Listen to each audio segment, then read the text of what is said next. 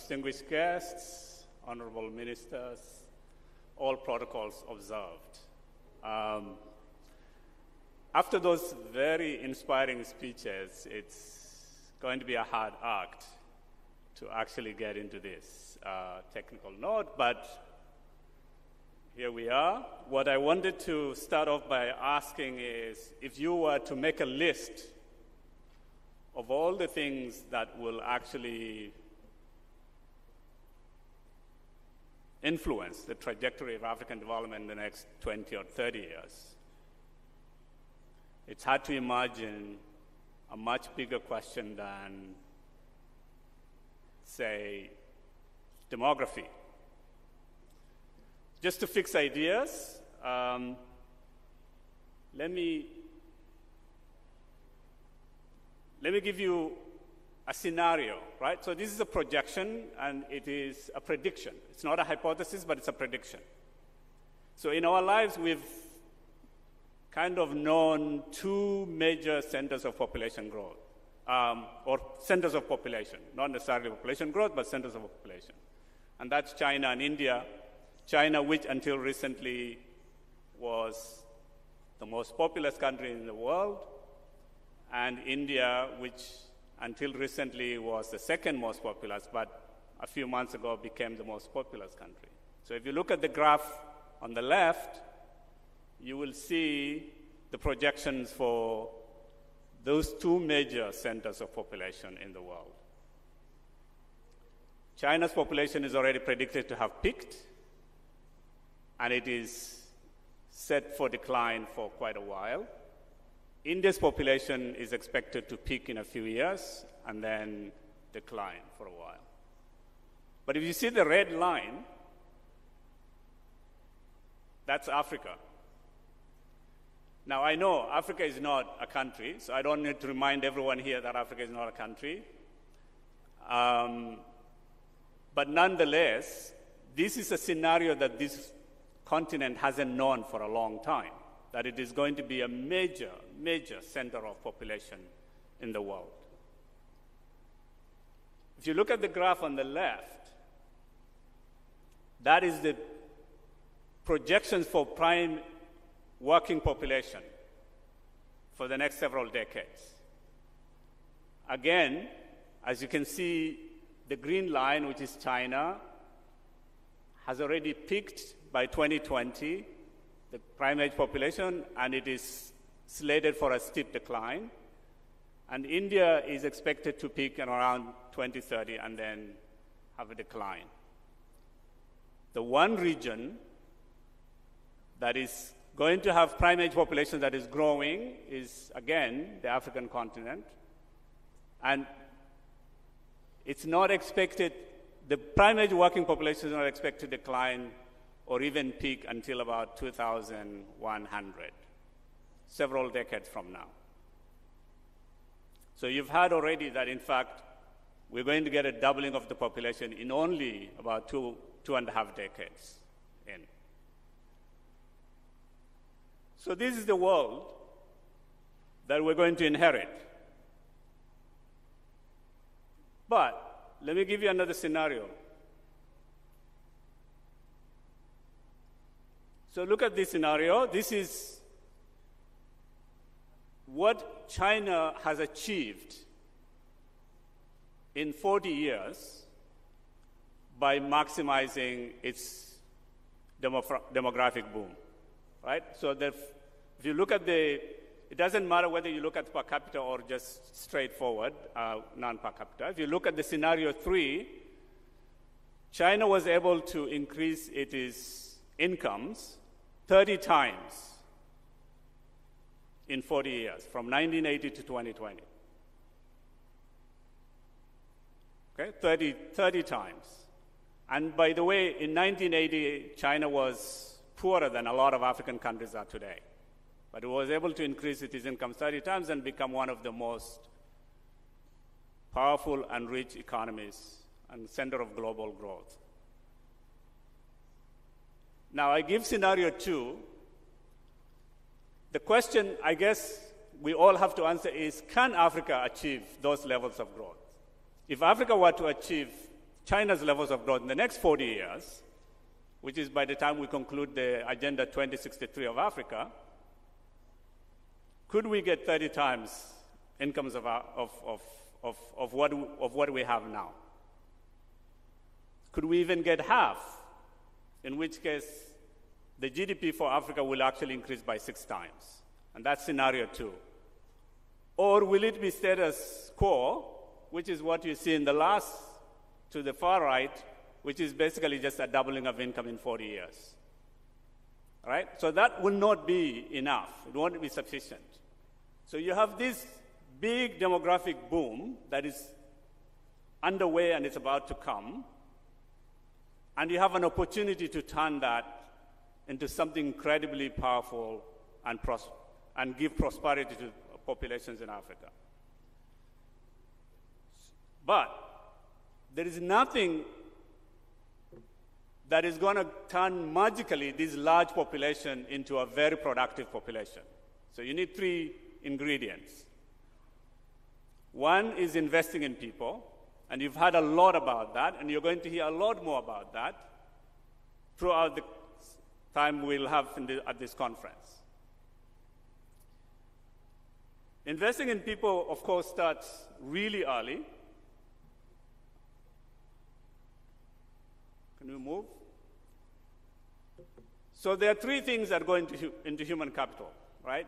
There is survival of both children and mothers, of course.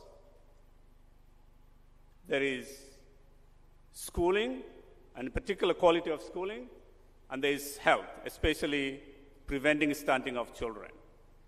But it starts early. So as you heard a lot this morning, it's really, really important if you want to maximize the benefits from human capital, it's really important to start really early, because investments in human capital take a long time to work their way through the system and to be realized in time. Here is an example of what I mean, right? We will not be able to get the types of transformation that China achieved with these levels of human capital. Right now in Africa, a child born today will have productivity at the time when they turn 18 of only about 40% of what they would actually were able to achieve if they had a full complement of health and education. By comparison, look at the graphs either in green or even yellow, which is Vietnam and China, East Asian countries. They have much higher levels of human capital. And they're able to utilize that human capital to turn them into really productive workers and labor force. We, at the moment, the best country in Africa, which is Mauritius, has only about 60% levels of productivity that they could have if they had provided complete education and health for its population. Learning quality is low, as you can see. Again, African countries have some of the lowest quality of learning. Next. Stunting levels are some of the highest in Africa. So as you can see, the lower, again, I'm giving these comparisons both for East Asian countries and Africa because I think it's clarifying in the sense in which what it will take to actually achieve the transformation in your economies if we want to utilize the big human capital or demographic bulge that we're going to get.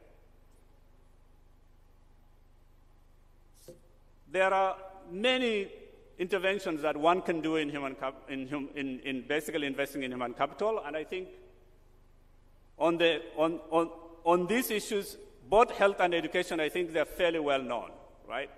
You start early, you do immunizations, you do prenatal care, you try and prevent prevalence of very, very deadly diseases like malaria and so on.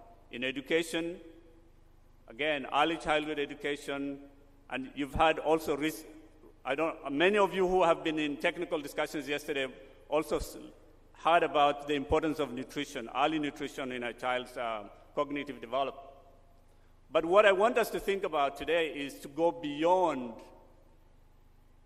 health and education and think about human capital as also involving learning on the job. And so it's really, really important to think about how to create jobs for this large demographic boom that the African continent is about to have.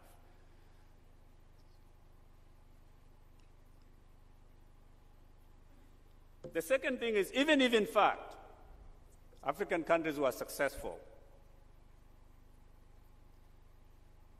in investing in human capital, both health and education, that will not be enough to get transformation.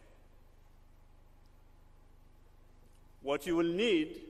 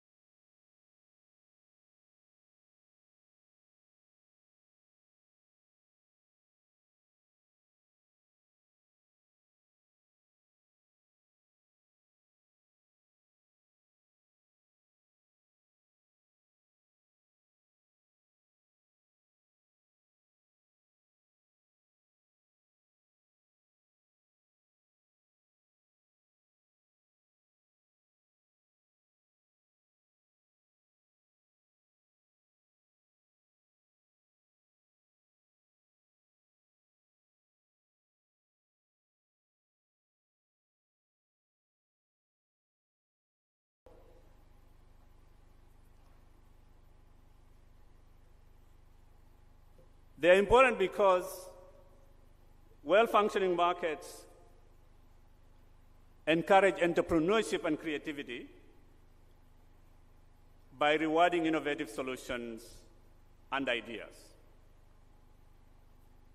They also are the basis for job creation.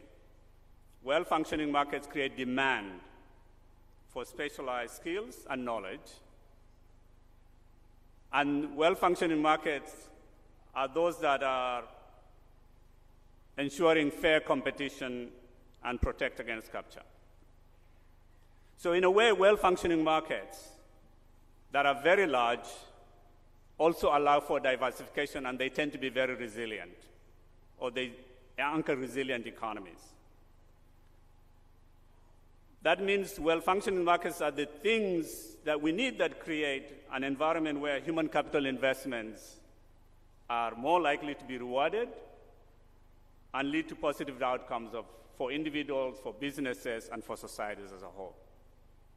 So I'm just giving you an example here of what well-functioning markets can be. So I gave you the examples of what China was able to achieve with its huge demographic population. And so you might wonder, well, that's really not a good analogy because African countries are 48 or 54, if you go all the way up north, and they are all fragmented, and so it's very hard to coordinate policies, to make decisions, right, and so on and so on. But you have a blueprint, and the blueprint is the African continental free trade.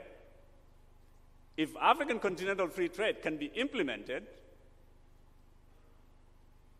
and can be made to work, you will have a larger market or larger market than India and China combined.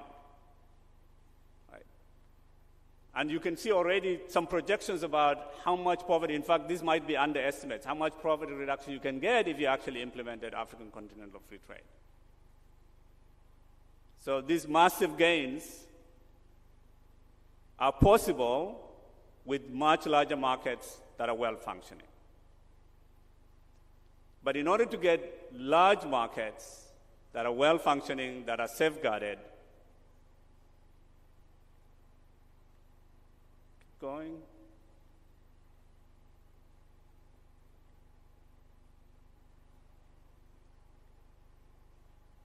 You will need the third ingredient, which is to build institutions. Why do we really need good institutions? I don't need to actually explain that here, but I think it's important to remind ourselves, right? Good institutions give stability and predictability for business to make long-term investments in education, in skills, but also in entrepreneurship. They ensure rule of law and property rights, and they safeguard fairness and competition and reduce corruption. They also allow us to do long-term planning in order to be able to provide services that we need. So in the interest of time, here are the three ingredients that are necessary if African countries want to really maximize the demographic boom that is coming together. You need to invest in the people. You need really good institutions that will require really hard work to safeguard cooperation, long-term planning and predictability, and you need markets that are large, competitive, and integrated. Thank you for listening.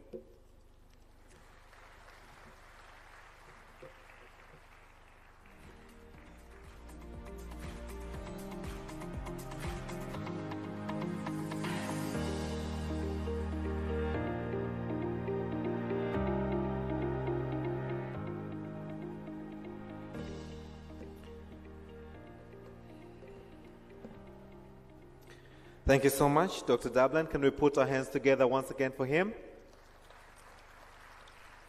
For that provoking presentation, the ingredients are what we need right now, and I'm happy the way you've put them together, investing in people. This is what we are looking on to for the next 2 days, but also promoting mobility, integration, and markets, looking on to the African continental free trade as a potential bigger than India and China combined, but again, building institutions, and this again is what we're here for.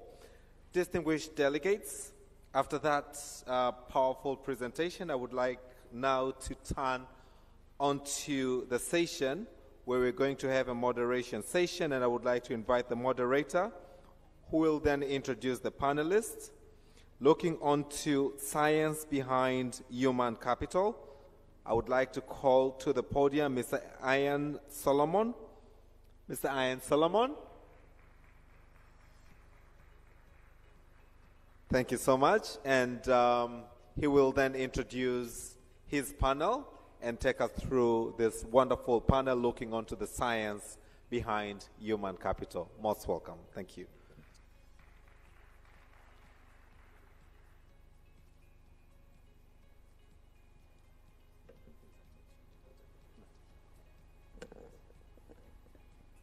Thank you very much, and good morning, everybody. All protocols observed. It really is an honor to be here. Thank you, Andrew DeBellin, for a thorough and thought-provoking presentation. In this first panel this morning, we want to look deeply at the first strategy that Dr. DeBellin identified, investing in people.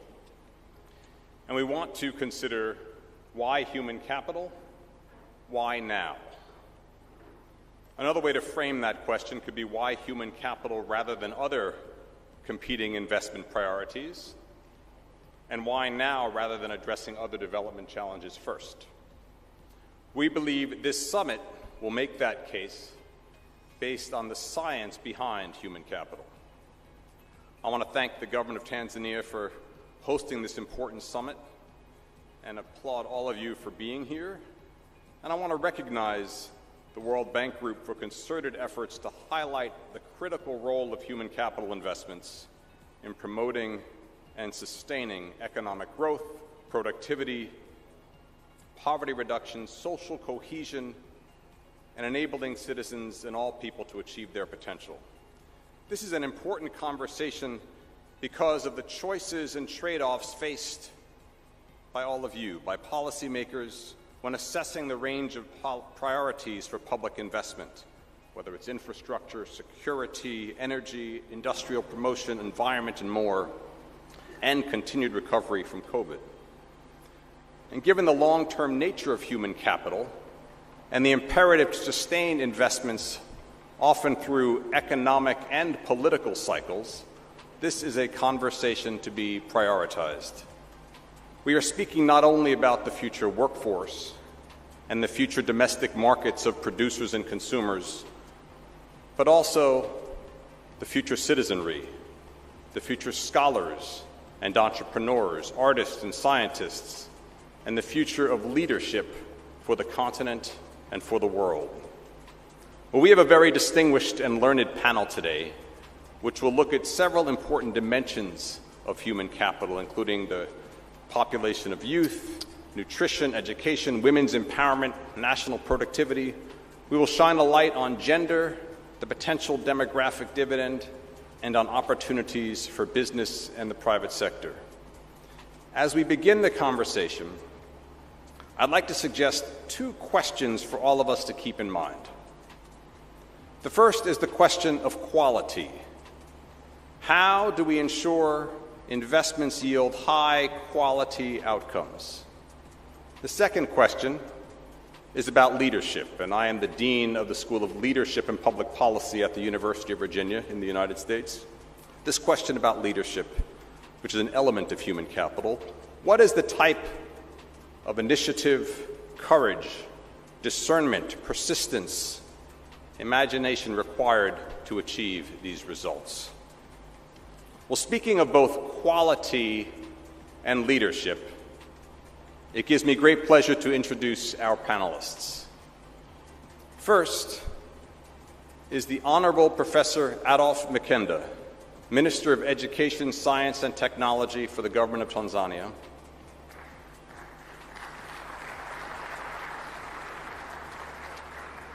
A professor of economics at the University of Dar es Salaam, Professor Mkenda has served previously as Minister of Agriculture and as Permanent Secretary for Natural Resources, Tourism, Foreign Affairs, East Africa Cooperation, Industry, Trade, and Investment.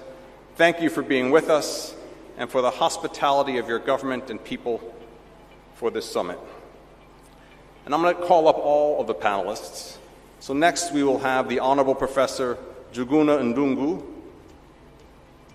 Cabinet Secretary for Kenya, responsible for the National Treasury and Economic Planning. Prior to his appointment as Cabinet Secretary, Professor Ndungu was the Executive Director of the African Economic Research Consortium. He is a Professor of Economics at the University of Nairobi and a former Governor of the Central Bank of Kenya.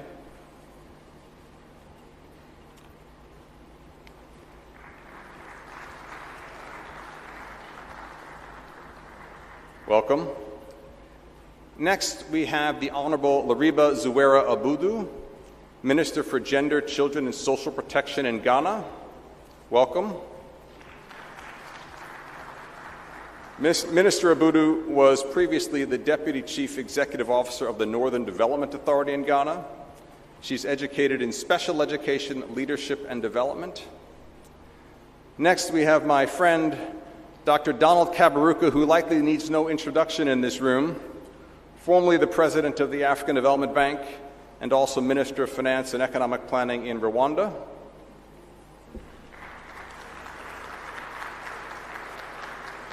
Dr. Kaberuka is also co-chair of the United Nations Secretary-General High-Level Panel on Internal Displacement. He's the African Union's High Representative for the Peace Fund and board chair of the Global Fund to Fight AIDS, Tuberculosis, and Malaria. Dr. Kaberuka is managing partner at Southbridge with a strong focus on developing infrastructure and policies to strengthen African institutions. Welcome, Dr. Kaberuka.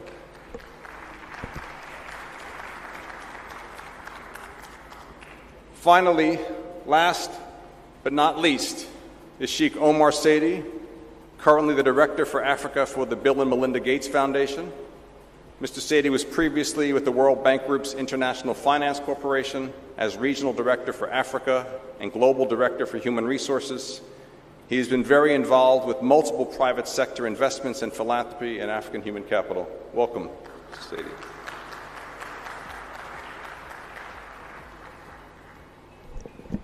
And for today's panel, I will ask each panelist a different question to start. And after that round, we will have a broader conversation on several core themes of human capital. Time permitting, we'll take a question or two from the audience. And I'm going to join the panelists there, but first I'll start my question to Professor Mkenda. I'd like you to, if you're willing, to address the importance issues of early childhood development and nutrition. Human capital investments begin at or even before birth. Nutritional and educational investments made in utero and in the first 3 years of life are associated with long and productive lives for people. Yet, government investments in those early years have been disproportionately small. The question that I'd like you to kick off this discussion with is how can governments be encouraged to make investments in early childhood development and on infant and child nutrition? Thank you, Dr. McKenna.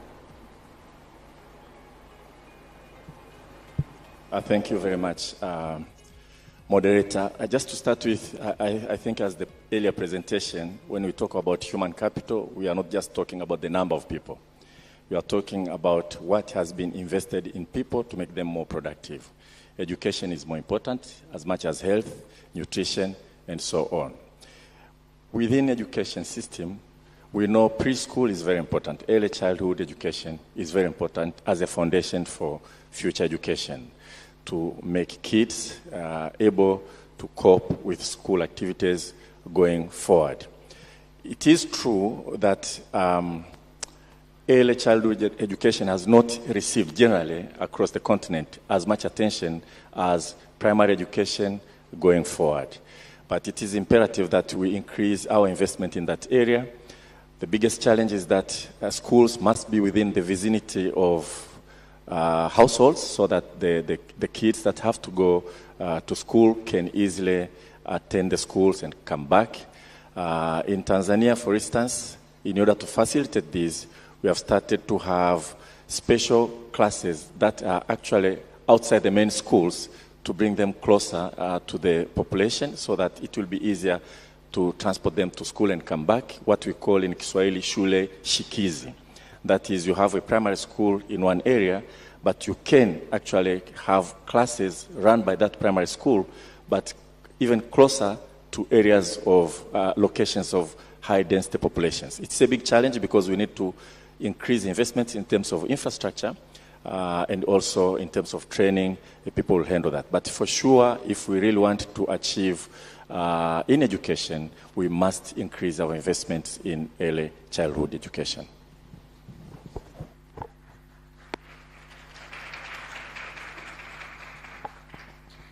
Thank you, Professor Mkenda. I'd like to now talk reach out to Minister Ndungu from Kenya. Let's talk about the demographic dividend or divergence. Africa's population, as we heard from Dr. DeBellin, is expected to be youthful throughout much of this century. And for many countries in the past century, youthful populations have been accompanied by increased prosperity. As Africa remains youthful, the rest of the world will be aging rapidly. By 2050, 1 out of every 3 people under 30 will be in sub-Saharan Africa. This means the demand for youth will be much higher outside of Africa. What does Africa need to do to maximize human capital utilization and realize the productive potential of its youthful demography? Thank you. Thank you very much, and I'm quite happy to be here and to be in this session. And in fact, yesterday I was asking myself this question, why now? Why are we concerned about the human capital development now? After almost 60 years in the average of African countries, the development planning period, why are we still now focusing on human capital development? But let me go back to the issue that you raised about demographic dividend. And when you look at even when Andrew was presenting, he's actually showing that the graph will start picking up at 2050 for Africa. And in a sense, I think I've seen several papers that are looking into this. In 2008, there was still a projection or a forecast showing that Kenya itself, for example, will actually achieve a demographic dividend in 2050. But somehow, we may need to come back and reinvest. I will look at the numbers again. Because we made an assumption that there will be mortality rates will be declining, and so it means that the health indicators will be improving. But just if you look at just that alone, if you look at the last 3-4 years, what has happened in Africa, it's actually devastating even to look at the health indicators. For example, the COVID-19, the second, the devastating climate change and drought has actually reversed the efforts of poverty reduction and even inequality to the last, perhaps just taken us like 20 years back. In a sense, you're actually saying the investment in those areas, especially in health indicators, is actually challenged. That's one. The second thing is that we anticipated that there will be better nutrition outcomes.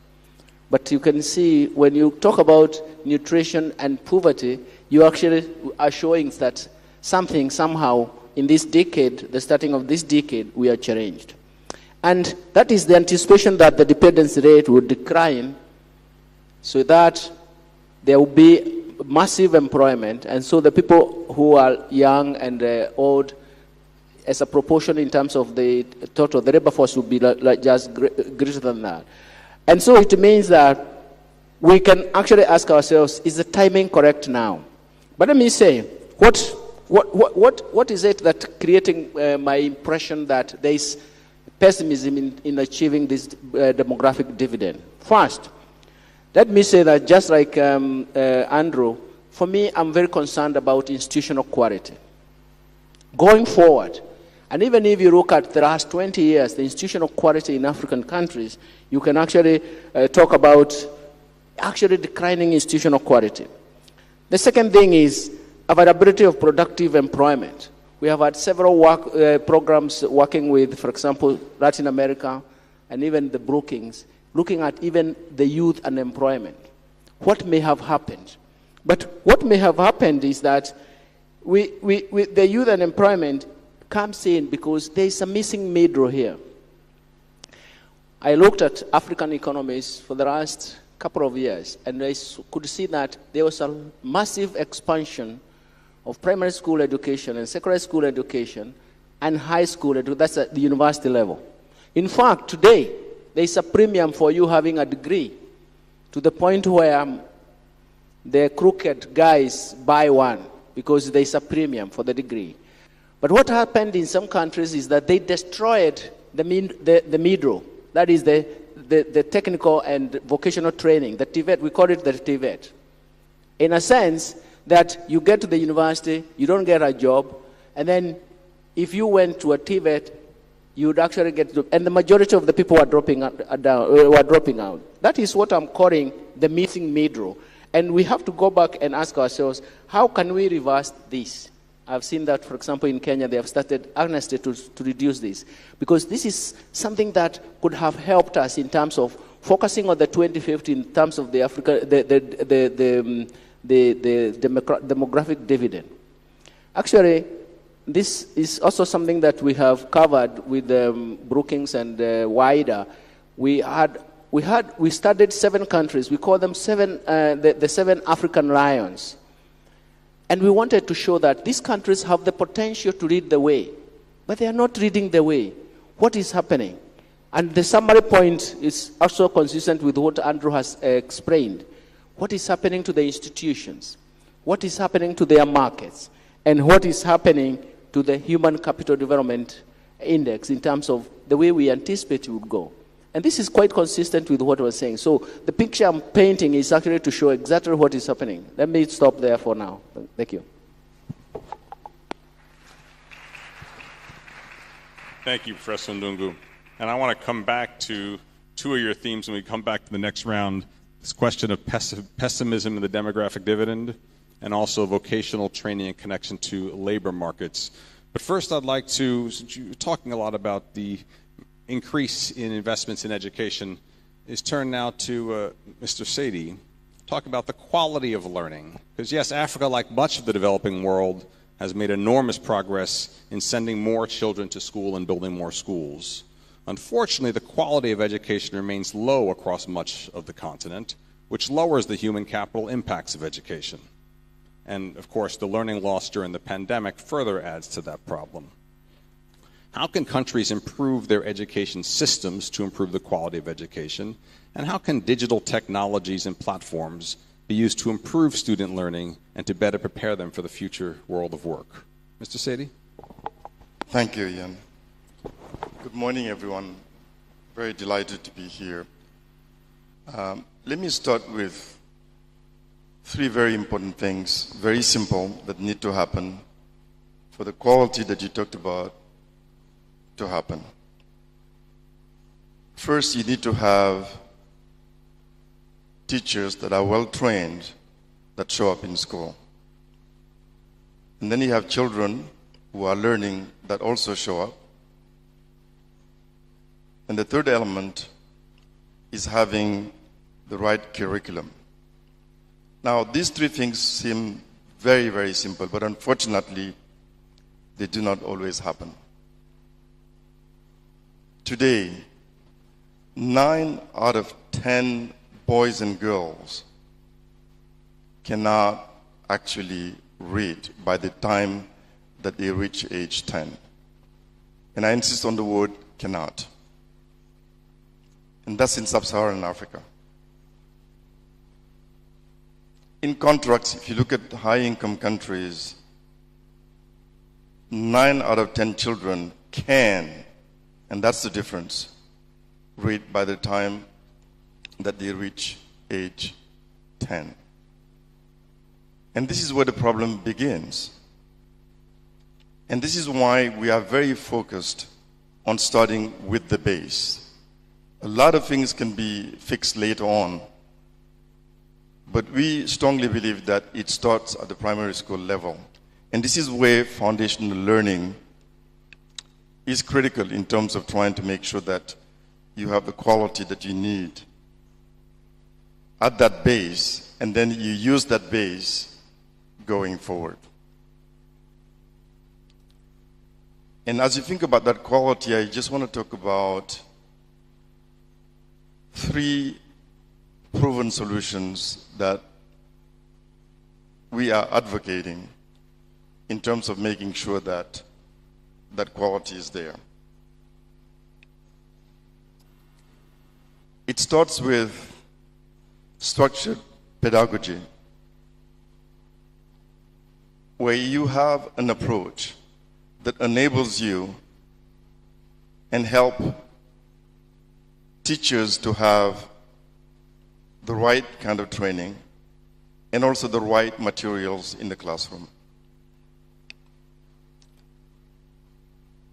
And then the next thing is making sure that you have differentiated instruction. So you could have children in the classroom being in the same grade, but not necessarily at the same level in the different topics that they look into.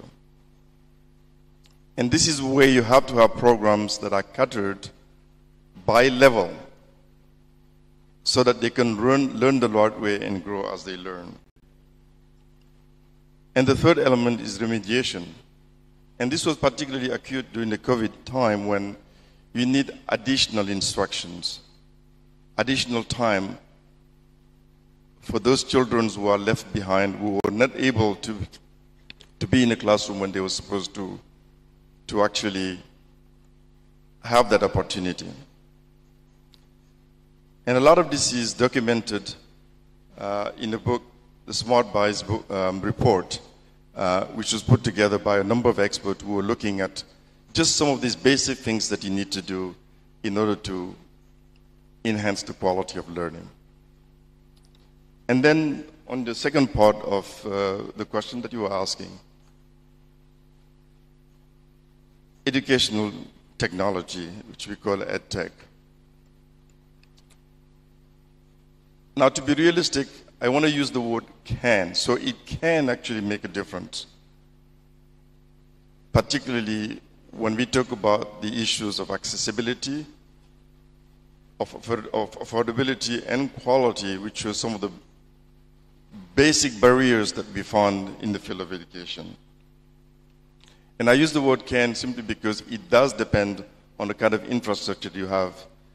Because today, very clearly, because of the fact that the smartphones, tablets, and other means are more available than they used to, it allows and makes it more possible to reach the communities that are basically remote communities and the ones that are not very easy to reach. And so that's the future. To the extent that those are put in place, it allows for scaling and to reduce the significant gap I've been talking about. So I'll stop here and hand it over back to you. Thank you, Mr. Sadi.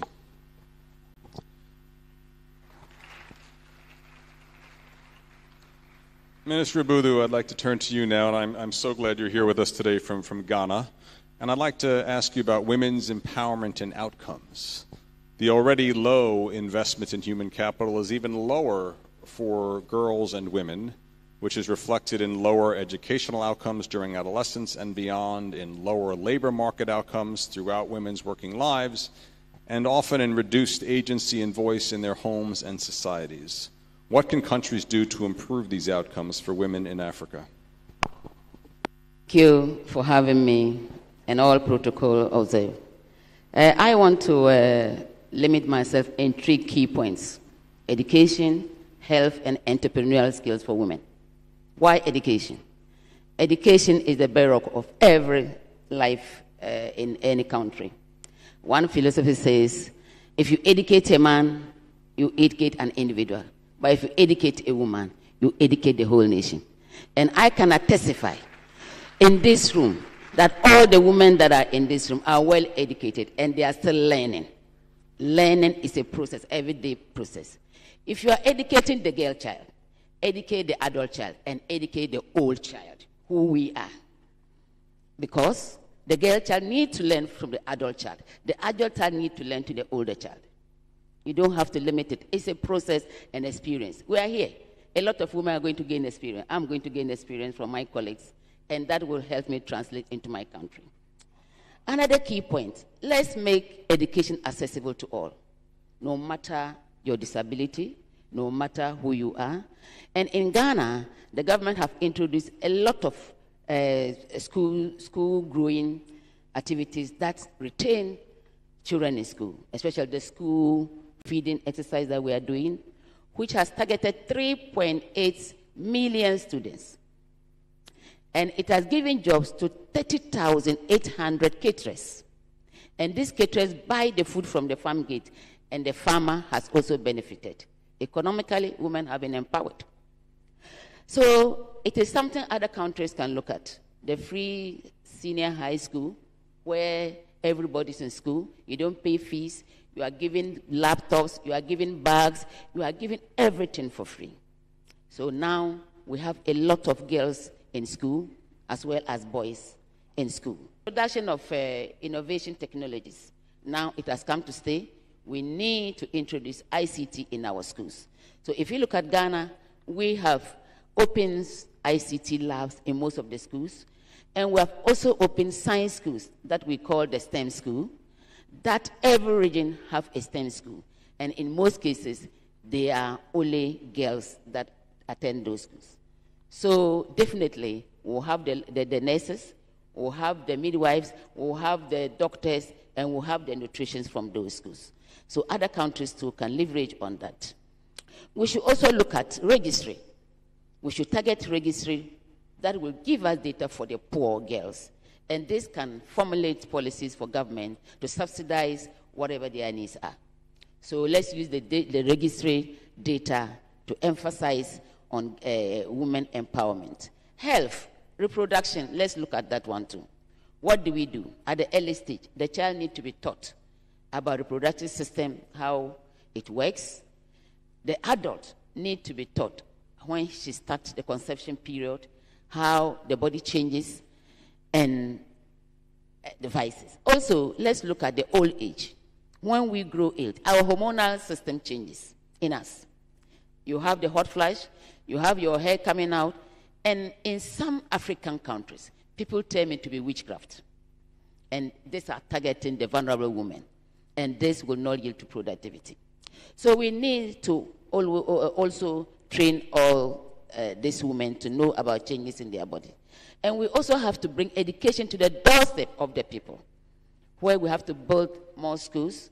We have to move away from theory and look at the practical aspect of teaching.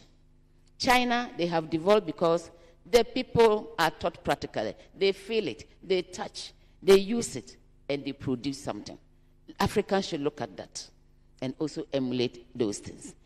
Our healthcare system should also be brought to the doorstep of our communities, where at least a woman pregnant will not, especially somebody who has no the money to travel to bigger city, will have access to health facility within their locality. Then let's also try to educate people on harmful practices in our communities. Where a woman is pregnant and they say you don't have to go to hospital because they will say it's not for your husband, it's for somebody. So they turn to the traditional birth attendants, and later on they have issues. But in Ghana, we have trained the traditional birth attendants and have given them kits so that if the women come there and they are able to deliver them, they will refer them back to hospital for more access. Entrepreneurial skills, the TVET, where technology is being taught, skills are being taught in schools. In my area, I've realized that a lot of girls who go to the vocational training and are taught fashion designing, clothing, pastries and all those, when they come out, they don't wait for the formal job. They start business on their own. So before they get other jobs or they continue their education, they have been empowered with some funding. So we have to leverage on entrepreneurial skills and also educate a lot of women on that. A lot of women go through practice like you don't own a land. How do we leverage on that? I think women in this room can testify that me and you can own lands. We can own our husband because we are educated, and nobody would fault us for that. So education is key in building a human capital outcome. I will leave it here and wait for more questions. Thank you so much. Thank you, Minister Buddha.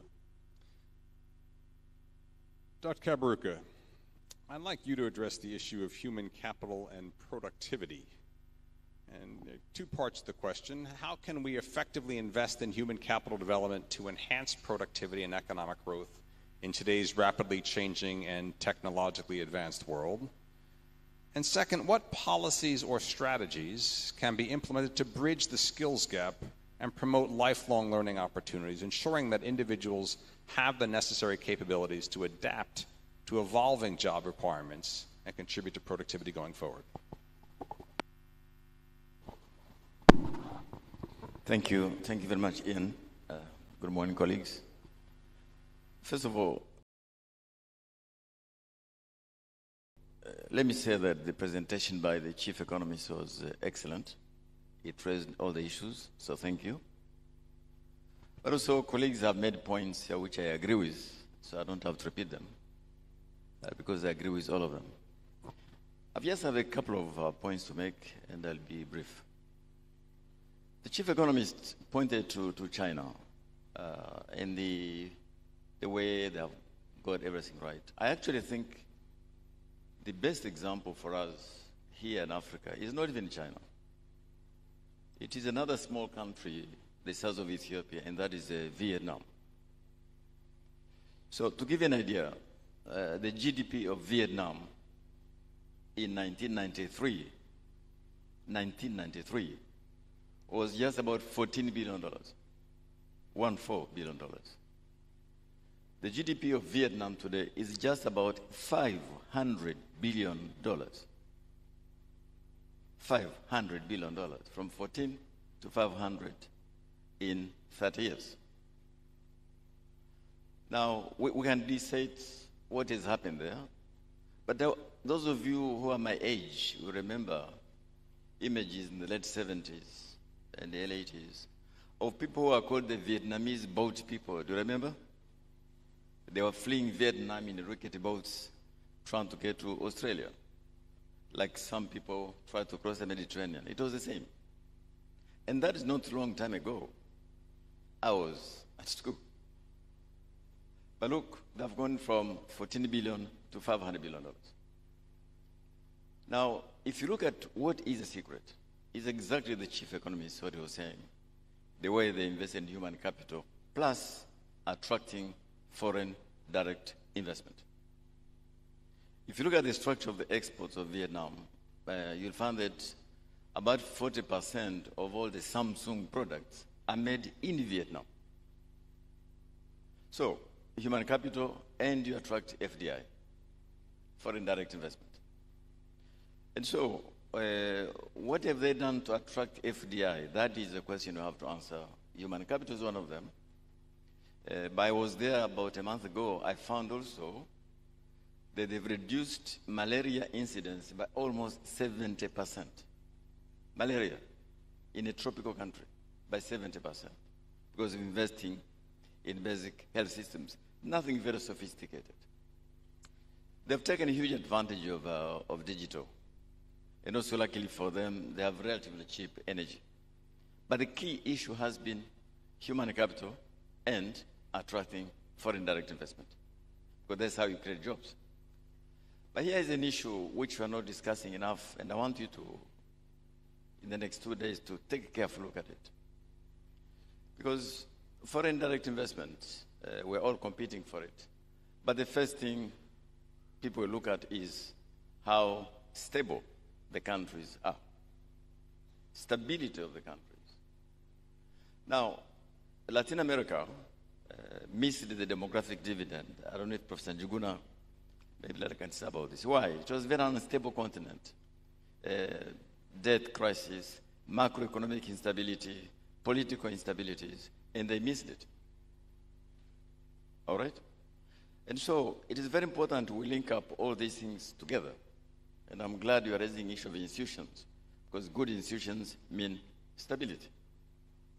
I am on another panel, Ian, set up by the Secretary General of the UN on the Sahel. There's 100 million people in the Sahalan countries. It's called the International Panel on Security and Development in the Sahel. Now, many of those countries in the Sahel have actually, not in the free trade area, they have the highest form of integration possible. One currency, one central bank. So even integration on its own is not adequate. It is the secular instability of the Sahel which makes it difficult to attract foreign direct investment, even when you have one currency or something below it, maybe a common market. And so it is vitally important that we invest in human capital, but also in the environment which will make these young people prosper. which will make investment to be attracted. I mentioned Vietnam, but I can mention a few other countries in that region where the GDP has multiplied almost at the same magnitude because they are getting the dividend right. Now, two more small points I don't know how to say this because one of them is a bit controversial, is that I think too many of our senior policymakers are too distracted by issues around natural resources. They are distracted by looking for oil, gas, diamond, cobalt, whatever it is. And I do believe that probably this policy destruction is in DI. I wish it was given to human capital development. Because in that case, actually even the issue of natural resource will be managed by the S&P.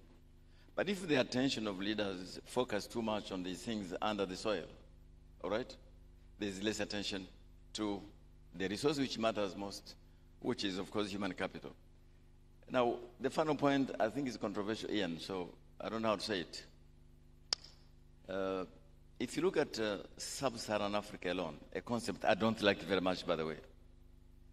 I don't like it very much.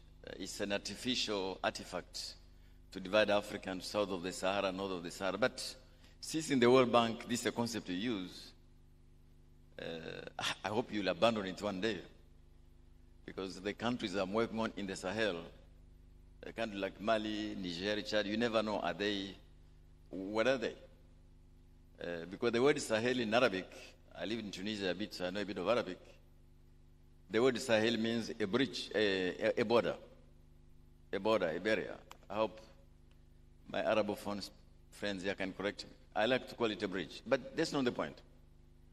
The point is that about 60% of all Africans live in about 6 countries in sub-Saharan Africa. 60%. So Mauritius can make progress, but how many are they? All right? But there are some big demographic densities where things will have to happen, because those are the engines. So the lack of Nigeria, Ethiopia, Kenya, Tanzania here, South Africa, DRC, because these demographic densities are absolutely important, because they act as engines, as multipliers, but also they so can, I think, make progress. So I'm optimistic, because everything to be done has been said, whether it is quality education, health systems, all that we know. We should just get about and do it. However, it is important that if the free trade area were very hard working to make sure it succeeds, we create also a stable, peaceful institution which can attract foreign direct investment from countries who have got surplus capital. Now, there's one thing the chief economist could have said, but I'm going to say it for him. Please forgive me. You see, because of those demographics in the world, the countries we call the global north, they have got a glut of savings. Savings are accumulating. A country like Japan, even if the central bank puts interest at -3, the savings are increasing because of demographic shifts. But they are looking for a return. Now, that return cannot be available in countries like ours. This is what the return is. All right? So, on one side, there's a glut of savings, very low returns, because of what they perceive to be the risk for us in the global south. So, the combination of making sure we have got stable environments, macroeconomic stability, political stability, is precisely to reduce the risk, which will enable us to attract the savings as investment to create jobs arising from this demographic dividend, which, by the way, lasts for a very short period of time. It goes away in about 40 years. So you have to catch it before it disappears. But thank you very much. These are my small contributions. Thank you, Dr. Karuruka. Since you came back to the demographic dividend, and it's one of the questions that Professor Ndungu had started with, I'd actually would like each of you to reflect for a moment on, are you optimistic or pessimistic about this dividend? If you're optimistic, why? And if you are pessimistic, what would have to change to make you optimistic? And President Ndungu, since you raised the question, I'm going to start with you, and then I'll go to Mr. Nkenda and go to... Actually, Professor Nkenda, you ready to start? Or do you want President Ndungu to answer his own question first?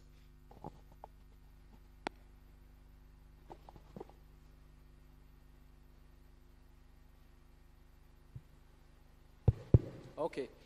I was wondering, because when you switched to green, it talks. Now it was refusing to do that.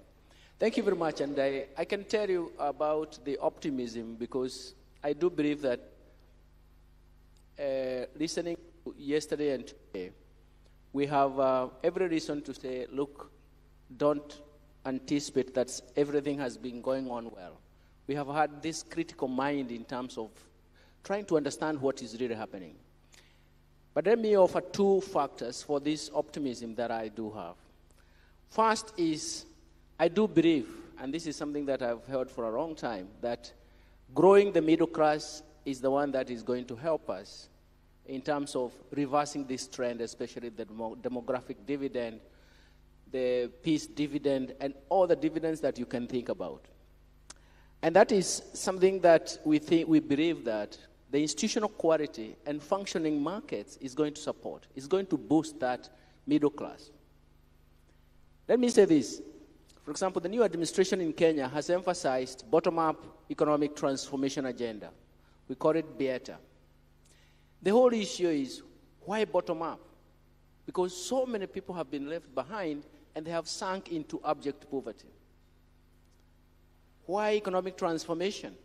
It's because capital accumulation, and that is consistent with what President Kaberuka has just said, the whole issue about capital accumulation is very, very important.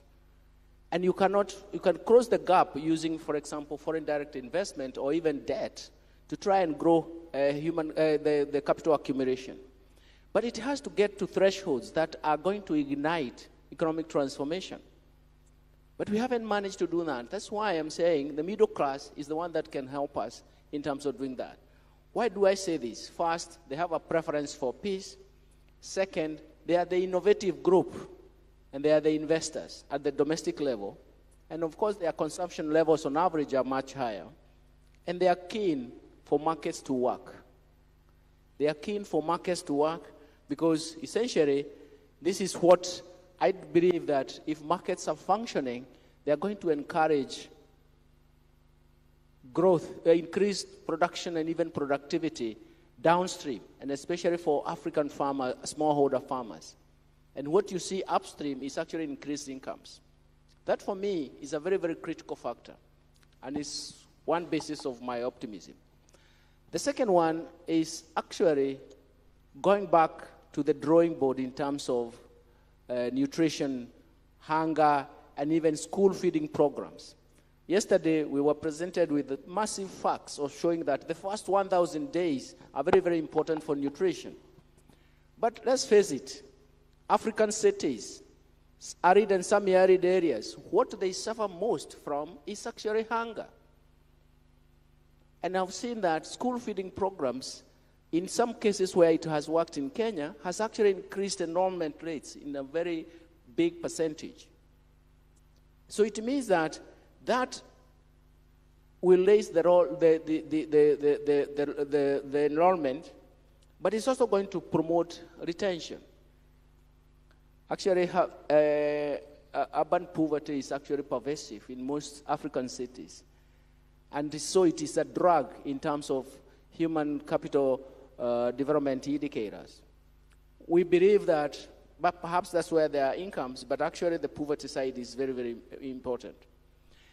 I've seen studies that are linking school feeding programs to smart agriculture and to climate change. You can imagine that for itself, in terms of that linkage, is going to be very, very important. And that is why I'm actually saying that it offers some sense of optimism from my end. Those 2 points are very, very critical for me. Thank you. Professor Mkenda.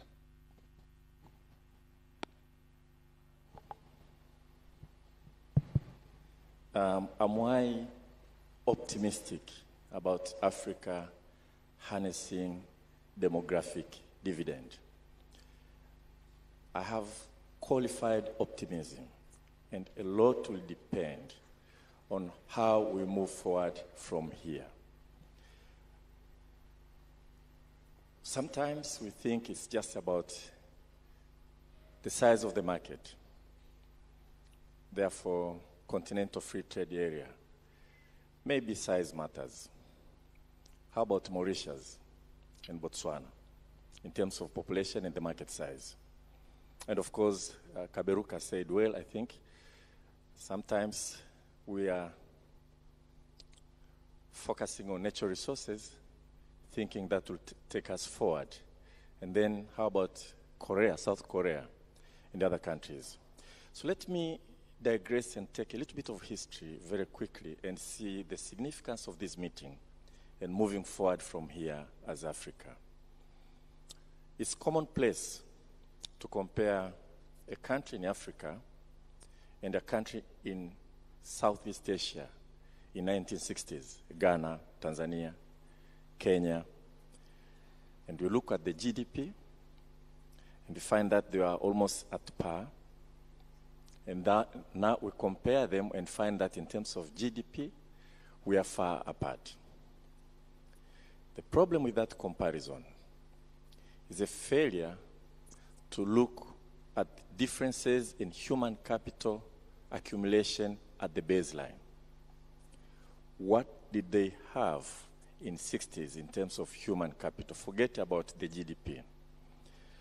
And how did they continue to invest and sustain high investment in human capital going forward? You cannot just compare two countries in terms of GDP. South Korea with thousands of years of statehood and also investments in human capital.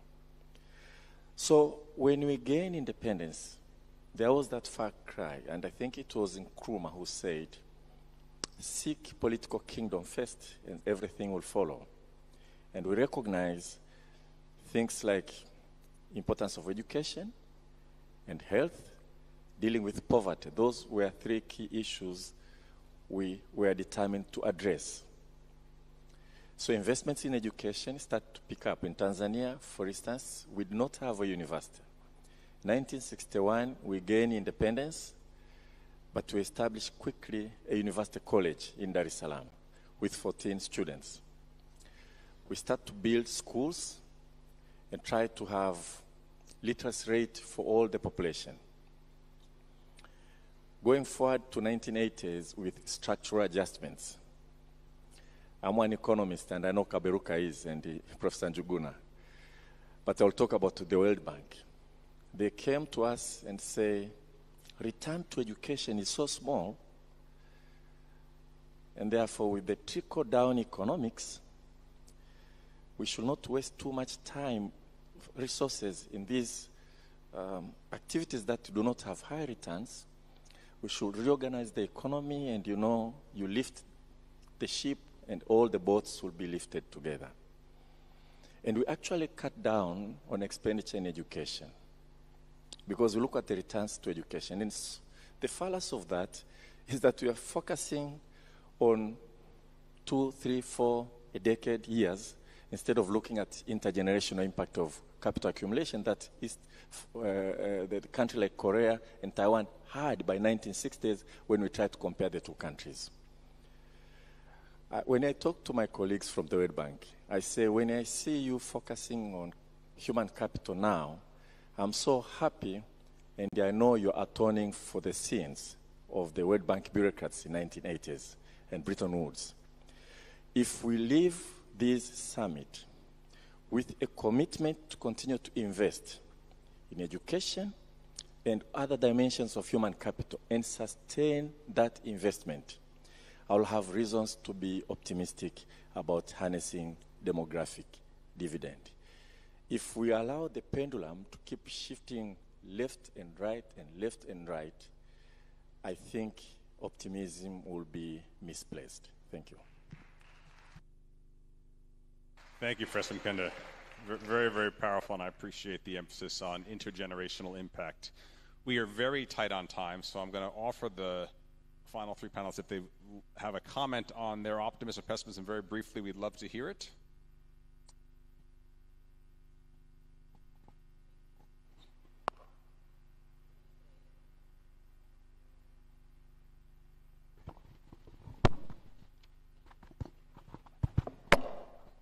Hello. I think I want us to look at inter-country trade. Let's leverage on that so that we can trade among ourselves within African countries. We can also look at exporting our human resources that we have within our various countries. If Tanzania needs nurses that Ghana can produce, why not? If Tanzania have doctors that Ghana need, why can't we do that?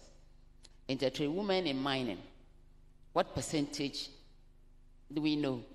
What is the data of women in mining? How do we train them in risk factors in mining sectors?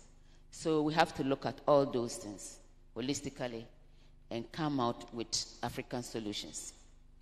I'm also looking at, in Ghana, we have something that we call Livelihood Empowerment Against Poverty. That's the LEAP program. And this program actually targeted the extreme poor within our communities. And women are majority. And then on one of the payment sessions, I went with my officers and we met a woman who lost a husband, left her with 6 kids. 2 of the boys were taken by the uncle, leaving her with 4 of the girls. They were dropouts from school. So we enrolled her on the LEAP program. Then the first payment of cash transfer, she went and bought guinea fowl eggs from the community, stood by the roadside, and she was selling. Now, she's the biggest woman selling eggs in that community. And she has been able to send her children back to school. And the last time I met her, she said, do you know, I now have suitors. They are coming for me. But I say, I want to take care of my children first. I said, oh, why not look at one and pay? He said, no, when they come, they will take my capital and they will eat my eggs. So she has built herself, she has empowered herself economically. And she now knows her right. We need to provide laws to protect women in businesses, women, girls in school. We need to get laws that will protect them. So I would like to say, let's look at inter-country trade, where there shouldn't be barriers, where we can all trade within ourselves. The ECOWAS trade, we should emphasize on it, and also try to bridge the gap between women. I mean, looking at us sitting here, there's a gender disparity, because only one woman against how many men? So we need to look at that. Always, women, let's pull our colleagues, women, along, and one day we'll be there. Thank you so much. Final words from Dr. Kaberuka and Mr. Sadie. So it is whether I'm optimistic or pessimistic. Yeah, but no, I think we have no choice. That will be my answer. It is something we have to do. And here are my 2 reasons. How many people in this room would know that at the turn of the last century, 1900, actually, European population was bigger than the entire African population? Maybe that's why we're even colonized, because they were almost double our size. The numbers at the time around 1900 were around 150 million people, or thereabouts. And Europeans were more than us. Okay. But around 1950, numbers began to even, but African population bypassed the European around begin 2000. What is the importance of this? Is that throughout history, when you have had this kind of big demographic shifts, there are only 2 solutions. Solution number 1 is massive investment of the type I've been discussing to get to double-digit growth, to create jobs for the people. The second solution, historical again, is out-migration. How can you explain that 60% of Argentinians are Italians? It's because Italy was facing a huge demographic bulge, but there are no jobs for the Italians. So off they went. This is how they are in Argentina, 4 million of them in New York. Now, because of these issues around migration dynamics, it is most likely, as it is now, that a lot of African migrants will migrate to other African countries in the context of African single market. Hence the powerful point the chief economist was making about the importance of the free trade area. And so, for us, if this demographic dividend is not to disappear, we have to invest within our countries and also within the region. Now, just for somebody who is not from the field, I just have an offer, a thought here. One thing the Asians have done, Professor, is that they have not targeted so much input into education system. You know, gross enrollment. It is about learning outcomes all the time. They target learning outcomes.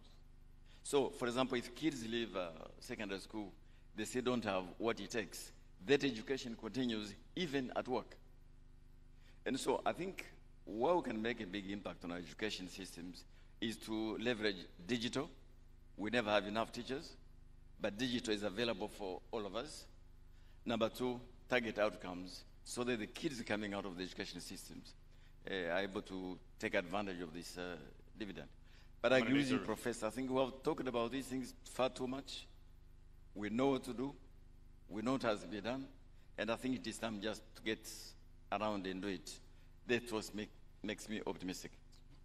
When you have a panel with a bunch of professors and PhDs, you learn a lot. It's like going to school. Mr. Sadie, I'm going to give you the last word. Thank you. So, I am a development professional. I've been for a number of decades. I cannot afford to be pessimistic, particularly when I think about what is at stake and the prospects that I also see in where we're going. So we just need to make sure to watch that dependency ratio as we think about whether you want to leverage that demographic dividend.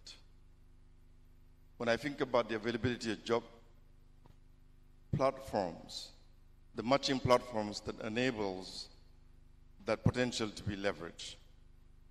When I think about the prospects of the free trade agreement with roughly about 15 or 20% of intertrade, and just that gap that needs to be filled.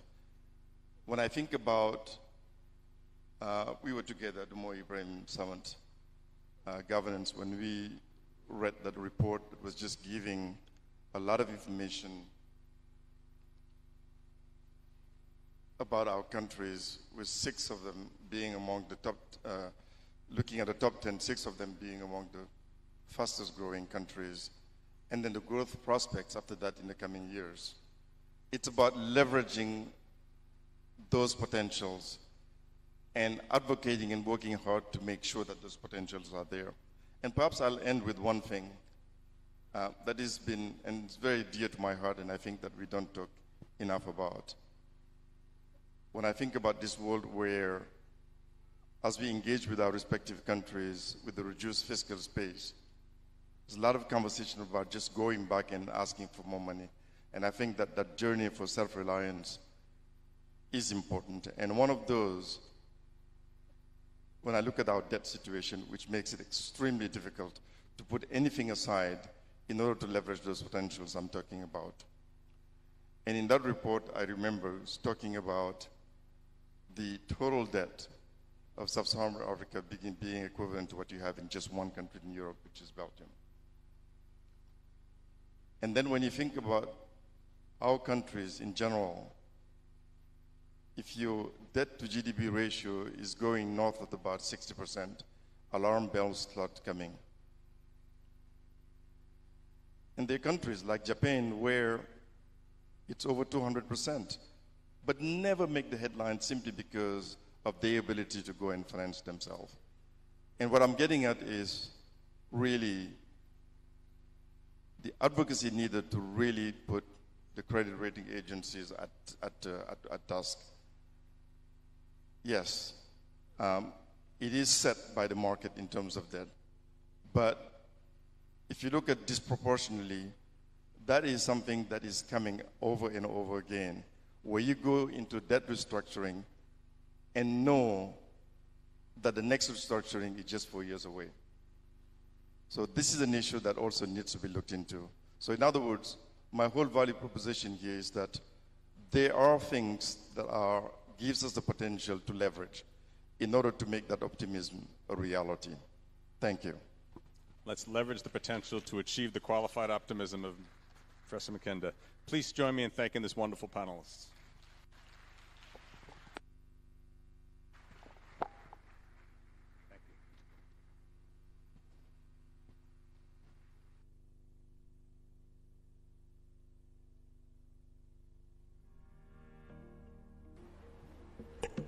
Can we give a bigger round of applause, distinguished delegates, ladies and gentlemen?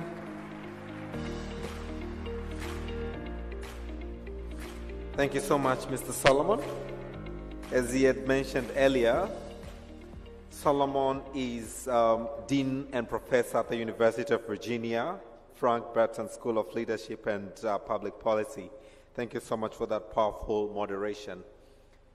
Distinguished delegates, ladies and gentlemen, we are now going on to the next session where we're going to learn about connection between people and infrastructure and better human capital outcomes.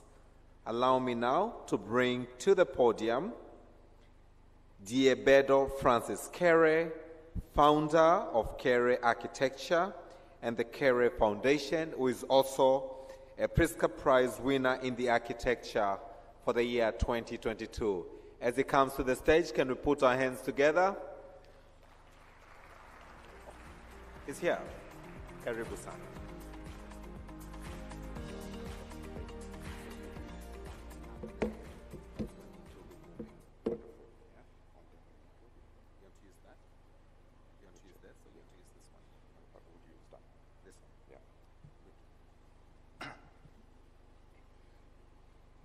Good morning. Good morning. Your Excellencies, ladies and gentlemen, this is my very first time to speak in front of an African minister. So, but now we have many of them here. So, please, if I am not too respectful, apologize myself. But I can tell you, I even spoke inside the Vatican. Yes, I did it. And so I am standing in front of you with mixed feelings. I am home, but I don't know if, I will be respectful enough. So we have some problems with the clicker. We have heard today that in less than 3 decades, our continent will see his population double. Less than 30 years. Actually, already now, our leaders are struggling to find infrastructure. Okay. So struggling to create infrastructures. And therefore, they're looking for partners. So in search of partners, they're working with everybody. You know this picture. So, and there is a debate. Who is the right partner for our continent? Who is the ideal partner? So I don't want to waste time with that. It appears, according to discussion, that China is too present in our continent, dominant. Ladies and gentlemen, I'm not qualified to discuss about who is the best partner. I just want to say thank you to the World Bank to having given me this opportunity to talk to you. And thank to all those that get me here. So I was born in this village, Gando, Burkina Faso. It's a poor village. And I grew up with that kind of architecture. And I went to school. This is my classroom. I sat with more than 150 other kids. And it was very hot. And there was no light inside while we had the sunlight. You understand, growing in a place like this, you as a kid always have the dream to make things better. So I It doesn't took me long. Thanks to this school that I grabbed a scholarship to go to Germany to study. It was great that the German government gave me this opportunity. I started, and I found Germany was a paradise. So I decided to do my high school degree when I was 30 years old. I did it, and I started to study architecture. And, after 2 years, I had the feeling I had enough. I was good. So I wanted to go back home and create a school in my village. So I went back home to create the primary school of Gando. I told to my people, if you want to create something that is good for us, is to use the material we know the best, which is clay. And I convinced, I happened to convince my community to help build the school. And so we did it. So even older men, our older men, they are great, and we don't let them work, but it was helping me. The women for sure. What I applied was a technology. I was using clay, the same clay that my people knew. I added cement to create bricks that look like you can see. And we built this school out of mud, rebars, and metal sheet as a roofing. Inside, I create the ceiling. All material from 100 meters. From 100 meters from the side. I applied even so-called primitive techniques in the classroom, and I get the community work. Someone said here today is the minister from Ghana about great things about the women. This is true. If the women stand behind you, you will always succeed. So the women in Gando help create a clay floor. It helped us save money. But what I was doing is to try to get people touch the material, even techniques, to create a simple vault using the same bricks. And I will jump on the top of every single mock-up to show to my people, guys, it is working. And so people trust in techniques. And so we could build, we keep building, creating shapes of building inside, looking good for the people and creating comfort for the kids. It doesn't take long. People realized what we was doing was something unique. And so they approached me to ask if I can help them do their project. So while doing the project, we still need infrastructures in Gando. Here, a library. So I'm looking always for alternative in the continent. Here, clay pots that I will use to create openings, for ventilation and light inside a library. Kids can sit there and use books in a very safe environment. Teachers has their little corner. So this is my village today. It's still growing. You have to know that I was raising the fund to do it at the beginning. Now I can work somewhere else and bring the money. What I don't have is time to invest anymore in the village. Money is not a big issue. And so left, you see the primary school where it's already green. And then lower, you see there is a high school that I'm still building. And you see what I'm doing as an effort to create greenery, create an oasis, planting trees. It's not just building. It's creating a place that are comfortable for kids to stay. I'm planting trees the way you can see. And then I'm trying to save what nature is giving to us because we are almost at the middle of the desert. And so other people then push me, asking me to do their project. And every time I have time, I'll go to do. Here, a little example. In this project, we started with the high school degree, high school building, and now it has become a campus, a BAT, they call it, Burkina Institute of Technology. Of course, learning from the US. Why not? But then, built with material from Burkina Faso. Look at laterite. This is the way we extract it. A naturally available material, but rejected sometimes because we don't know how to improve it. And I'm using it. We cut it to make it look modern, but it's regular. And then with my team, we decided to use available wood to create a facade. let's call it brise soleil, creating a shape that will protect the buildings against heat. And so women will be here. It's not anymore Gando. At the beginning, people were saying it is because it is a community. This place, Kudugu, is about 300 kilometers far from my village. But look at same picture. Getting people to touch the material, to put hand, to create the structure. And again, women on the construction site. They will use the wood to create facade, and the leftover will be used by myself and my team to create chairs and benches. No plastic. No plastic.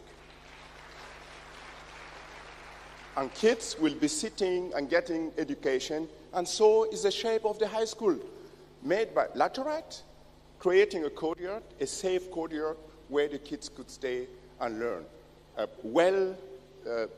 Light classrooms where the kids will be happy to learn. Or for the BRT, for the university, you have a shape that protects against overheating, but then you have a courtyard where the kids can perform, can stay, protected against dust, and every other thing that can be negative. And so this is this campus. So honestly to you guys, ladies and gentlemen, if I'm looking back to that, I feel that I'm creating, or let me say I'm putting light in places where there was no opportunities. This is my work. And because I had a chance to do, and if Africa is not giving me a job, what I do to warm up, I go to the US. I see a lot of material. Here, a pavilion in Montana, very cold, and in a rich nation, one of the dominating nations. And your brother, me, Francis, went there to create a little pavilion using what is available and the technology and the money to create a structure that is capable to stay a harsh summer, but also the winter. It's not just mud. It is to show you that looking what is available, you could use it to shape people's dreams. Here, this pavilion serves as a concert for the visitors, but also a place to relax. And it's not just in the US. Very quickly showing you what I was able to do, using also technology, knowledge, and money in London. Just those projects allowed me to earn money and to go back to Gando and keep building. That's why I'm showing you them. So Serpentine Pavilion in Kensington Garden, it is the highly great place in London. Your brother was able to create this structure there because he is privileged. Because he's privileged like all of you here, I have the chance to attend education and then to use it because people gave me opportunities to do so. And my heart is with you guys, taking decision to shape, the future of our continent. I'm always, if I have time, I come back. Here an example, a clinic in Lewo, Burkina Faso, that I just built using clay bricks and human capacity that I have been training myself since I was a student. To create a clinic out of mud, which is so clean. And believe me, in this clinic, even group of people that normally will not go to the hospital, if you go there, you will see them queuing to go to visit a doctor. Maybe because of the building, maybe because of the quality of the building, maybe because we did it ourselves. I don't know. But however, in every of these projects, I'm integrating little ideas. Here, housing for a doctor that will come to visit. I try to mimic the way people give a size to their building and build little tiny houses. So people will come, and by the way, they will look at and potentially learn from it and go to improve their own housing. And inside, you have a little, very clean room where you even have a toilet. Brothers and sisters, friends from around the world, in a rural area, if you have a house and there is inside a toilet, it is a great luxury. And that's what I'm able to do in the rural area. And now I'm being called to even be involved in buildings that represent the pride of nations. Here, for example, the Parliament House of Benin, where I'm learning from nature, applying traditions in Africa. l'arbre à palabre, the palaver tree, where we sit together to talk. Learning from that, I'm creating a huge parliament house, which is now under construction.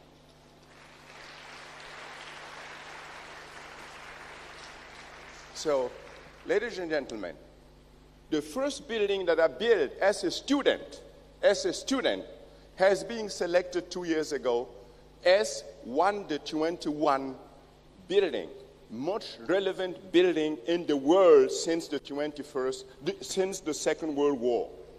One of 21. One of those buildings is the Sydney Opera that you know. My building cost that time less than $50,000 US, 22 years ago. And the Sydney Opera cost more than 150 million. It took me 6 months with my people to build the school in Gando. And the Sydney Opera took more than a decade. Africa is rich, ladies and gentlemen.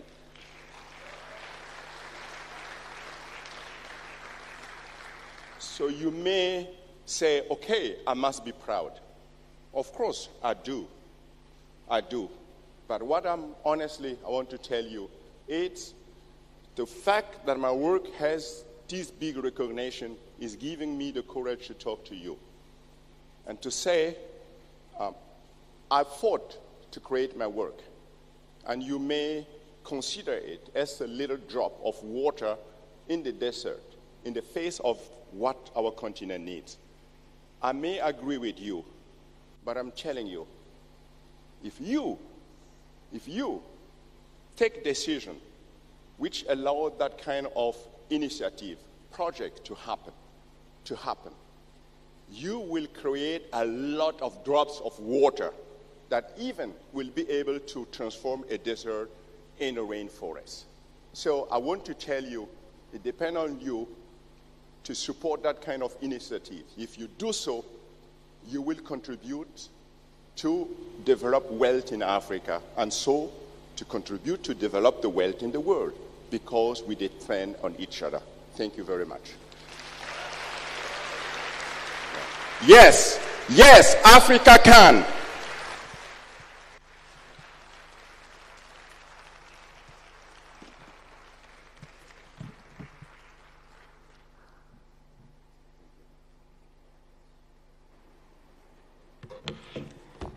Distinguished delegates, a bigger round of applause.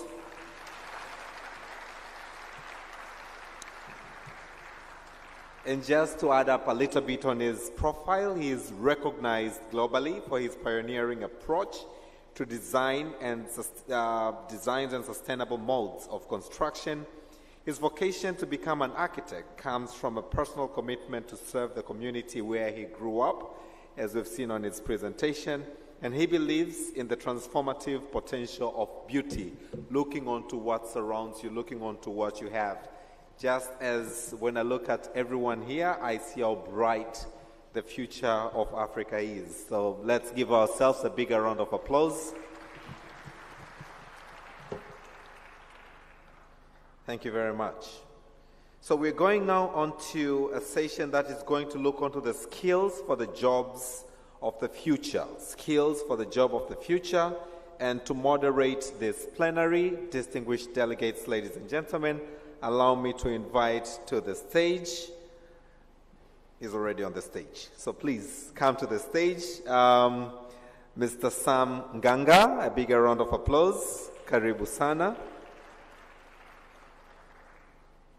And he will also introduce his panel. Karibu Sam. Thank you so much.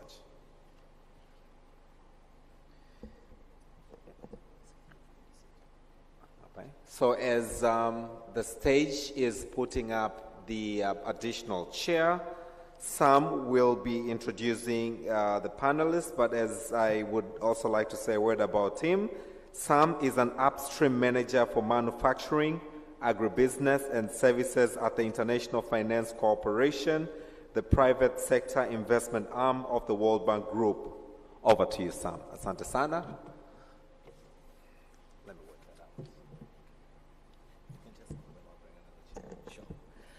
Thank you very much, and I am aware that we are running a little bit behind time, so The private sector is renowned for being efficient, so we will try to be efficient. We have quite an impressive panel with us today, and I'll call them up, and hopefully they'll quickly come up to stage. First, we have two representatives from the governments of Egypt and the government of Algeria, who will give us a perspective from the policy side on how to get skills and reskilling for jobs of the future. So if I could invite the Honorable Reda Hegazi, Minister of Education and Technical Education from the government of Egypt. Please give him a hand.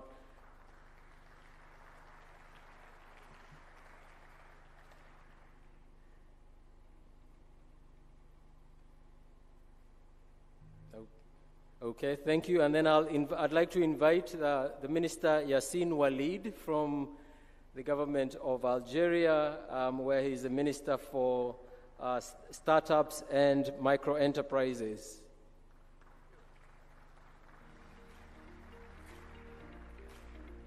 Excellent. And then I'd like to invite Ms. Claude Bonner, who is the Managing Director and Chief Investment Officer for Seme City Development Agency in Benin.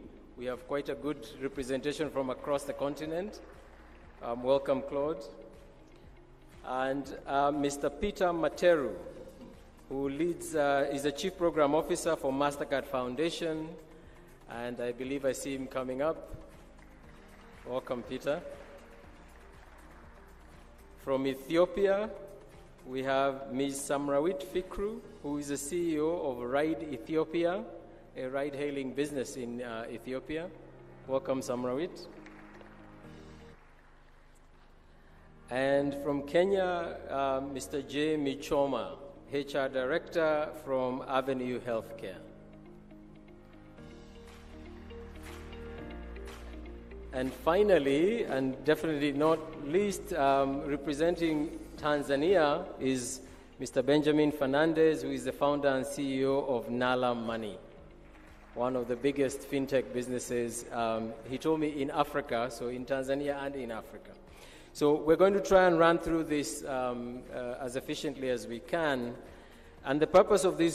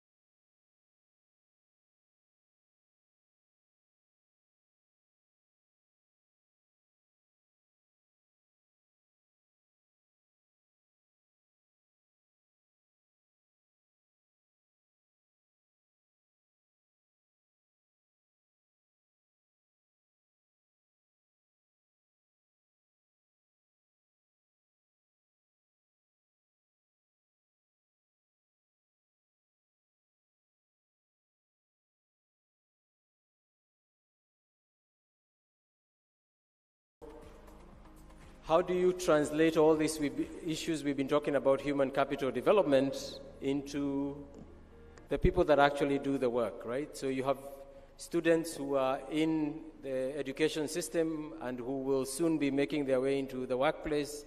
You have adults who are already in the workplace.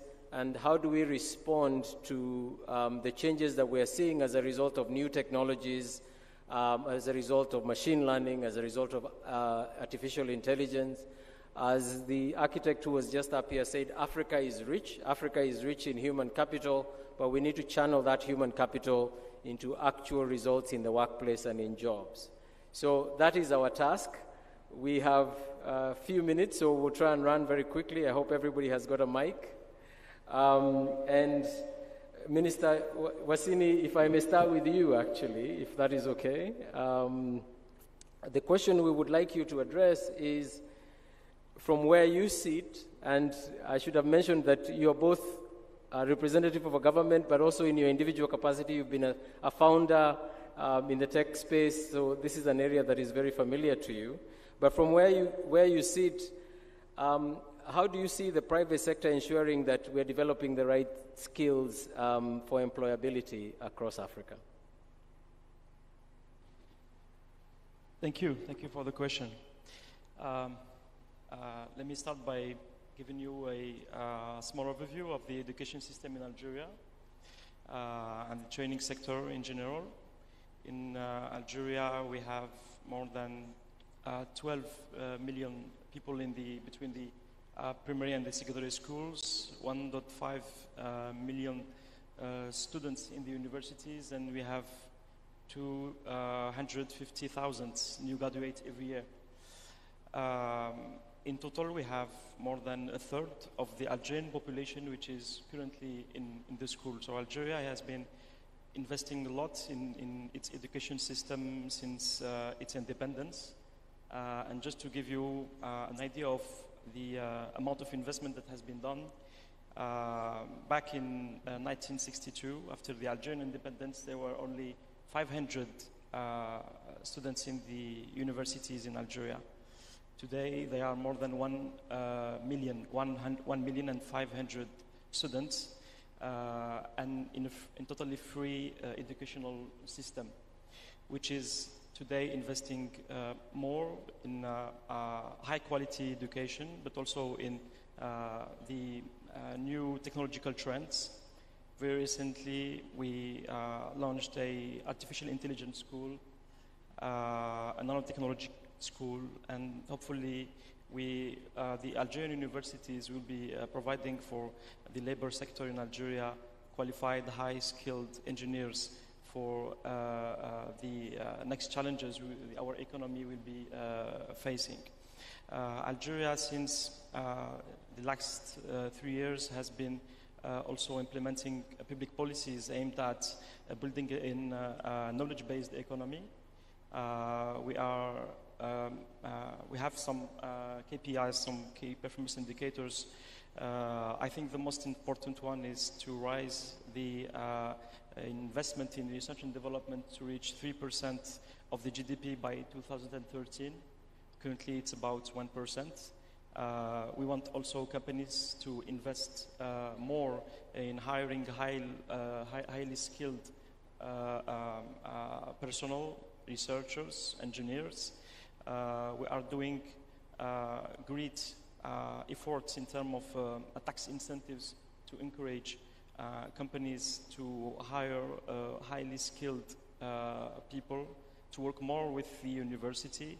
And speaking about the university, our university is now much and more connected to the economy by creating incubators inside the economy for startups, by also having a program of doctorate inside the business, inside the companies, and also by promoting the training in the entrepreneurship and programming. And there are maybe two things I wanted to point out, which in my opinion are very important to consider in a very in a quickly changing world, and regarding to the new technological trends we'll be facing in the few years with generative AI, unfortunately removing some jobs, but also creating new opportunities for people. One of them is to promote the teaching of programming languages in schools. You know, if we go back 2 centuries before, we will find out that the chemistry and physics have been introduced in the school books to better address the needs of the first industrial revolution. Today we are facing a new revolution, and we need to adapt our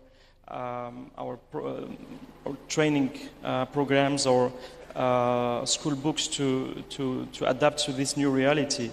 And this can be done, of course, by teaching programming languages, We starting doing this in Algeria, and the results are quite interesting, because we discovered that it not only gives a lot of opportunities to kids to learn things that are quite new for the schools, but it also improves in a very good way their ability to resolve complex problems by breaking them down into some small, more addressable problems. It's also helped them to have a critical thinking, and it improves their mathematical capabilities. So I think one of the next challenges we'll be facing is to adapt the education system to address in a better way the needs of the technology.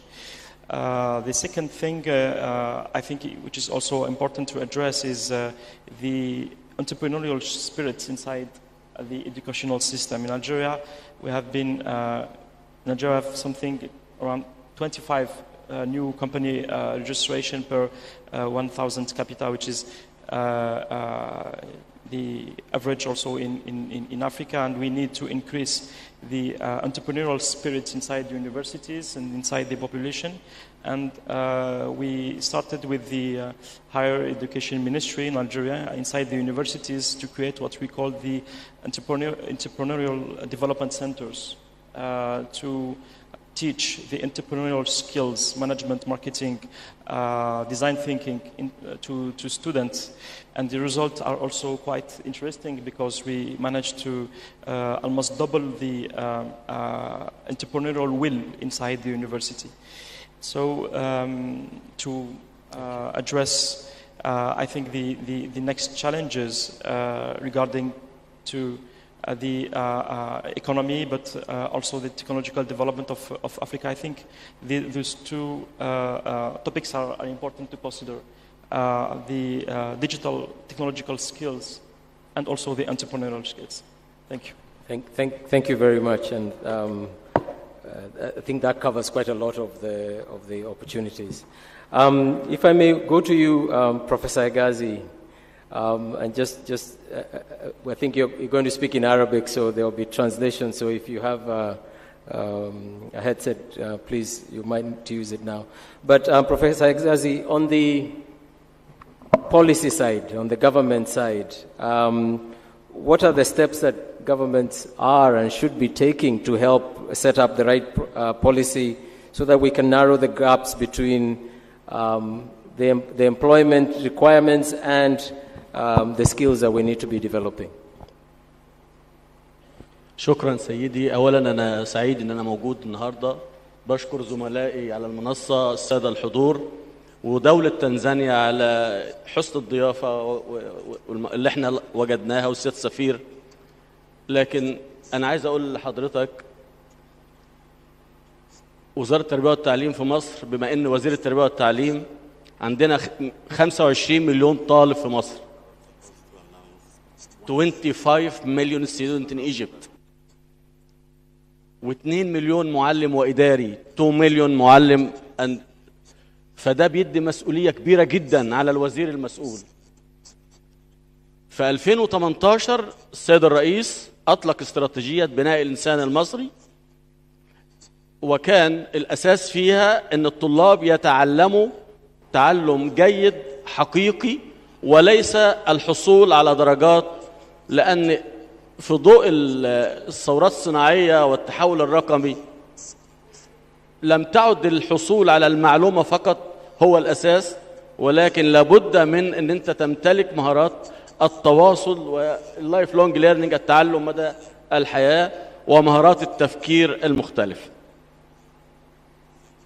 فعشان كده كان لازم الدولة المصرية حريصة برضو عن، أكيد عندنا تحديات زي أي دولة موجودة في أفريقيا، عجز المعلمين وكثافات الفصول. فكان من هنا الدولة المصرية حريصة على ذلك، ففي تعيين 150 ألف معلم ولهم آلية لانتقائهم، لأن أنت محتاج معلم قادر على التعليم والتدريس في عصر التحول الرقمي، مختلف خالص، مش دوره ملقن ولكن دوره أوركسترا لعملية التعلم. تاني حاجة بناء عدد من الفصول 118 و500 ألف فصل بتكلفة 39 مليار جنيه. ده واحد عشان نسد الكثافات اللي موجودة. ولكن دعني أدخل على السؤال بشكل مباشر. بناء الإنسان المصري لابد، ورأس المال البشري معروفة في العالم كله أن الإنسان هو اللي بيصنع التغيير وهو اللي بيصنع التقدم وهو اللي بيصنع وهو له دور في الاقتصاد كمان. فعلشان كده بدأت رحلة بناء الإنسان المصري. وهنا لازم أتكلم عن 3 حاجات سريعا: موضوع المناهج، وموضوع أسلوب تقييم الطلاب، وموضوع المدارس التكنولوجيا التطبيقية. وده واحد من الحاجات اللي بيؤهل مباشرة لسوق العمل، وسوف أختصر يعني. والاهتمام بالموهوبين والمتفوقين علميا، لأن هم اللي هيصنعوا الفارق، وما يعرف بمدارس ستيم سكول أو المتفوقين في العلوم والرياضيات والتكنولوجيا. أنا الحقيقة بهذا الصدد لابد أن أنا أتوجه بالشكر للبنك الدولي. البنك الدولي بيشتغل مع مصر في مشروع كبير جدا، المشروع اللي هو إصلاح التعليم في مصر. وما عادش بقى مجرد ده بقى فيه ريسورسز ومنتج موجود على الأرض، بقى فيه مناهج موجودة. Thank you. لا أنا لسه 2 minutes. Yes. أوكي. مناهج موجودة مصرية بخبرات دولية عالمية مبنية في 4 سيمز. السيم الأول: من أنا، كيف يعمل العالم من حولي، إلى التواصل مع العالم، وتعلم لتعرف، تعلم لتعمل، تعلم لتكون، تعلم لتتعايش مع الآخرين. ده المنهج، لأن نواتج التعلم اختلفت، فلا بد ان احنا نصوغ نواتج تعلم مختلفة بتركز اكتر على بناء الشخصية وعلى التفكير. الجزء ده كان بيتم مع مركز تطوير المناهج وبناء قدرات المركز. الاوبن بوك اكزام والتركيز على نواتج التعلم العليا والفهم العميق والتطبيق العميق، وان يبقى عندك بنك اسئله تسحب منه الاسئله، تقدر تعمل صور اختباريه من عده لامتحان واحد. النقطة الأخيرة اللي هأكد عليها علشان أنا شايف الوقت، اللي هو الأبلايد تكنولوجي أو المدارس التكنولوجيا التطبيقية. ده واحد من المدارس اللي مع رجال الصناعة ورجال الأعمال بدأ يبقى لازم الطالب يتعلم في المصنع، والتعليم المزدوج. لو كونه يروح للمصنع هيمتلك المهارة اللي موجودة. وعلشان كده الدولة المصرية حريصة على إشراك الرجال الأعمال والقطاع الخاص في مجال التعليم الفني والمدارس التكنولوجيا التطبيقية، اللي أنا ممكن في وقت تاني أتكلم عنها بالتفصيل، لأن هذا النموذج الحقيقة خرج طلبة مطلوبين في سوق العمل خارج مصر. وحتى كمان الشركات والمصانع اللي بتشترك معانا هي بتطلب بيشتغلوا ولادها. فالطالب هنا ضمن ان سوق العمل انه هيشتغل، ضمن انه ممكن يلتحق بالجامعات التكنولوجيه مباشره، فبقت الصوره الذهنيه للتعليم الفني اعلى كتير. ده بالنسبه للتعليم التكنولوجيا التطبيقيه. اما مدارس ستيم هو الطلاب الفائقين في العلوم في الصف الثالث الاعدادي بيتعمل لهم اختبار قدرات واختبار ذكاء واختبارات استعدادات، ثم يلتحقوا بمدارس بتعلمهم بقى الكابستون والمشروعات الكبرى، وازاي يضعوا حلول للتحديات الجراند تشالنجز او التحديات الكبرى اللي بتقابل الدوله المصريه. وعايز اقول لكم ان هؤلاء الولاد بيحققوا يعني بيحققوا انجاز عالي جدا سواء داخل مصر أو خارج مصر، لأن كتير من الدول العربية والدول الأجنبية بتطلبهم في منح. ده الحقيقة برضو أكاديمية للتدريب، لازم يبقى أو إنشاء الأكاديمية الوطنية للتدريب، لأنه واحد من الحاجات إن أنت لازم تعد الشباب لممارسة أولا الاشتراك في الإصلاح الإداري، الاثنين الشباب يشتركوا في العمل السياسي. فده جزء مهم. الأخطر بقى وهو عندنا الحماية بقى، أن قلنا تعليم، صحة، وحماية اجتماعية. فبس التعليم هو في لب القضية وهو في وسطها. فبما أن أنا مسؤول عن التعليم في مصر فبتكلم عن التعليم إن شاء الله. شكرا جزيلا لك.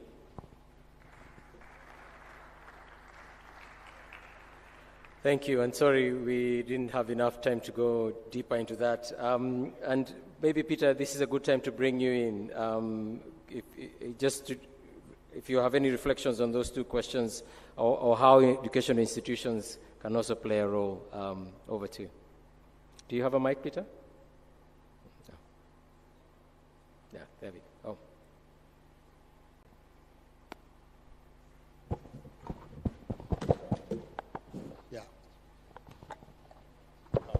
All right. So thank you very much, and a big thank you to the World Bank for inviting us to be part of this conversation. The MasterCard Foundation is really about human capital development. We are a very young foundation, established 2006 with two purposes. One is about education and skilling for young people, and the other one is financial inclusion for the poor. But when you take it together, it's really about human capital development. So the subject of this conversation is very much in the right and center of what we do. And since 5 years, we made a decision to focus primarily on Africa, young people in Africa. And it's about enabling young people not only to access education and skilling, but it is about taking them all the way and also to access dignified and fulfilling work. And we set a target of 30 million young people in dignified and fulfilling work. So it's what we are doing, and right now we are working on this strategy to try and deliver that. Now, coming back to your question, really the disconnect that we are seeing between skilling or education and employment is driven by a number of things. The first one is just the numbers themselves. You know, the numbers, because of the success in education, the numbers of young people that are coming out of the school system are so many more than the opportunities available. And so even if we had the best education systems, there still wouldn't be enough opportunities for every young person to get into a dignified and fulfilling job. And that's why one of the things that we are prioritizing at the MasterCard Foundation is really empowering young people to create their own opportunities through entrepreneurship, but also accompanying them to grow beyond the startup level. That is one. The second one is information gap. What we are finding in a number of countries where we work is that sometimes opportunities are available and there are talented young people, but the link between the employer knowing where the talent is, and the young person, the talented young person knowing where employment is, especially for young people who come from poor families, who don't have the networks, who don't have fathers and mothers like those of us sitting here. They do not have those networks to enable them to know. And so bridging that information gap, linking young people, active programs to link young people to opportunities are important. In the MasterCard Foundation, we are working on that through internship support as one of them, but also apprenticeships and similar programs. We work with partners across the continent to connect young people to opportunities using various methods. The third one is really something around what has been mentioned here by colleagues. The two ministers mentioned them, the fact that we need to constantly evolve our education systems to match the changing needs in the labor market. I think this is something that countries are managing fairly well, I must say. And this is an area that really we just need to continue, especially because today the evolution of knowledge and technology is so much more rapid that it's not possible to wait 10 years, 15 years before you have a look at the curriculum. It's a continuous process, and I'm glad to see various countries in this process of transforming their education systems. Now, let me also make one point. You know, there is a stock and flow issue here. The stock issue meaning the young people who have already finished school and they're out there looking. And there, the task is more about enabling them to make that last hop into employment, or either self-employment or wage employment.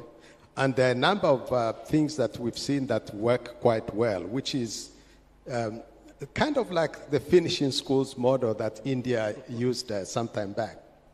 Taking young people who have finished university or TVETs and then enabling them to up their skills, but in a targeted manner so that when they leave, they are going to transition successfully. We've been working with the Africa Leadership Group through their new program, they call it ALX, where they take young people who have finished university degrees, give them anywhere from 6 to 12 months of upskilling, but working very closely with employers, and then connect them to either to get into wage employment or entrepreneurship. And so far, about 500,000 people have benefited from that, and 80,000 of them have transitioned successfully into work, and the other 500, some are still in the process. But the point is, short, sharp, targeted programs to take graduates who have completed schools and transition them into work.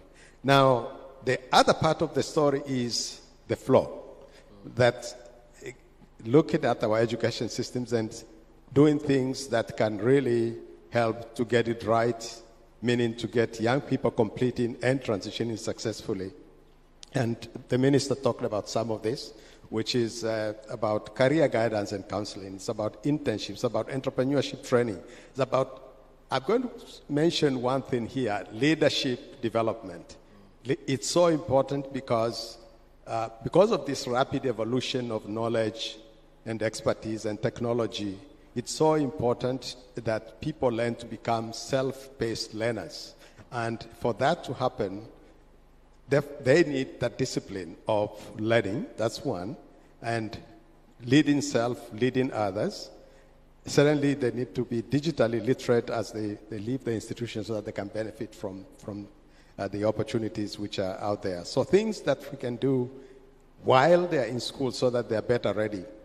And at the MasterCard Foundation, we have the MasterCard Foundation Scholars Program, which is really aiming to create this new generation of young people who are transformative over time.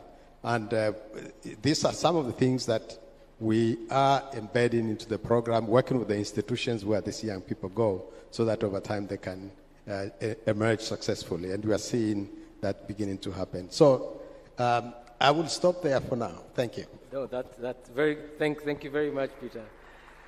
And I'd actually like to take the opportunity to shift to somebody who's an example of what you've talked about, creating jobs for themselves and creating jobs for others. And Samrawit, if you could tell us a bit about your experience and how the private sector is approaching this issue of skilled, and perhaps you could start by how many people have been employed by your business.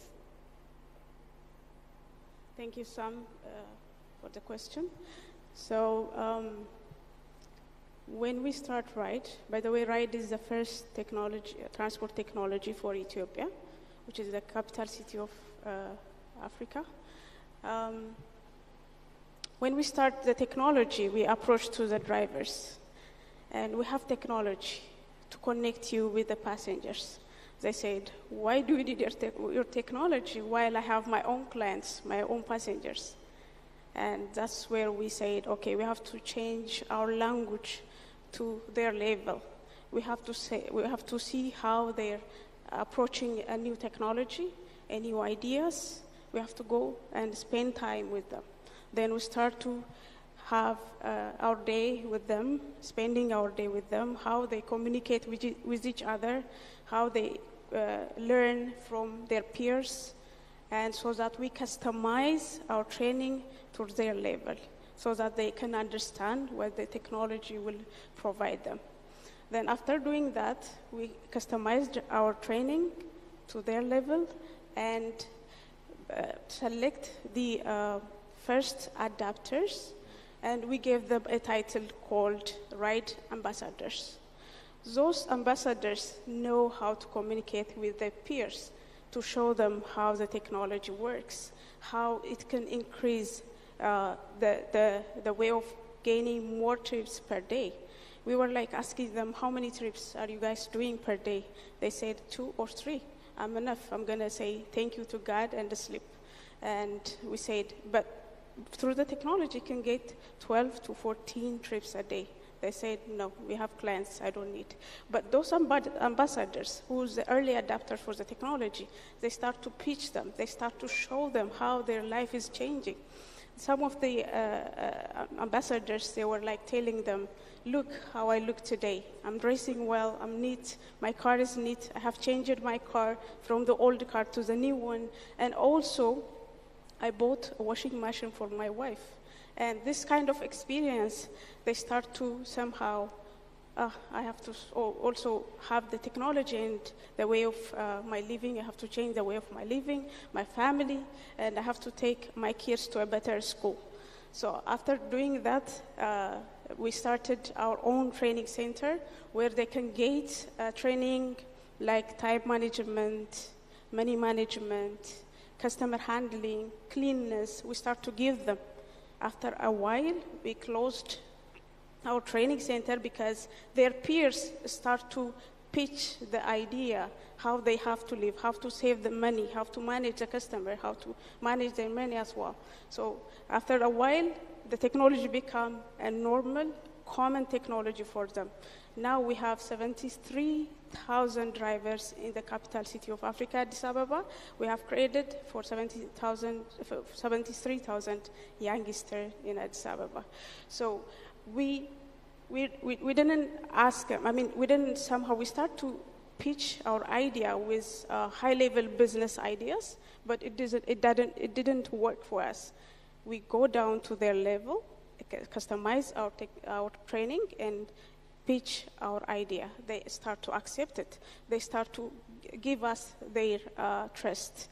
So that's how we did the training. Thank you. I don't know whether everybody got that number, 73,000. So I think that deserves a round of applause.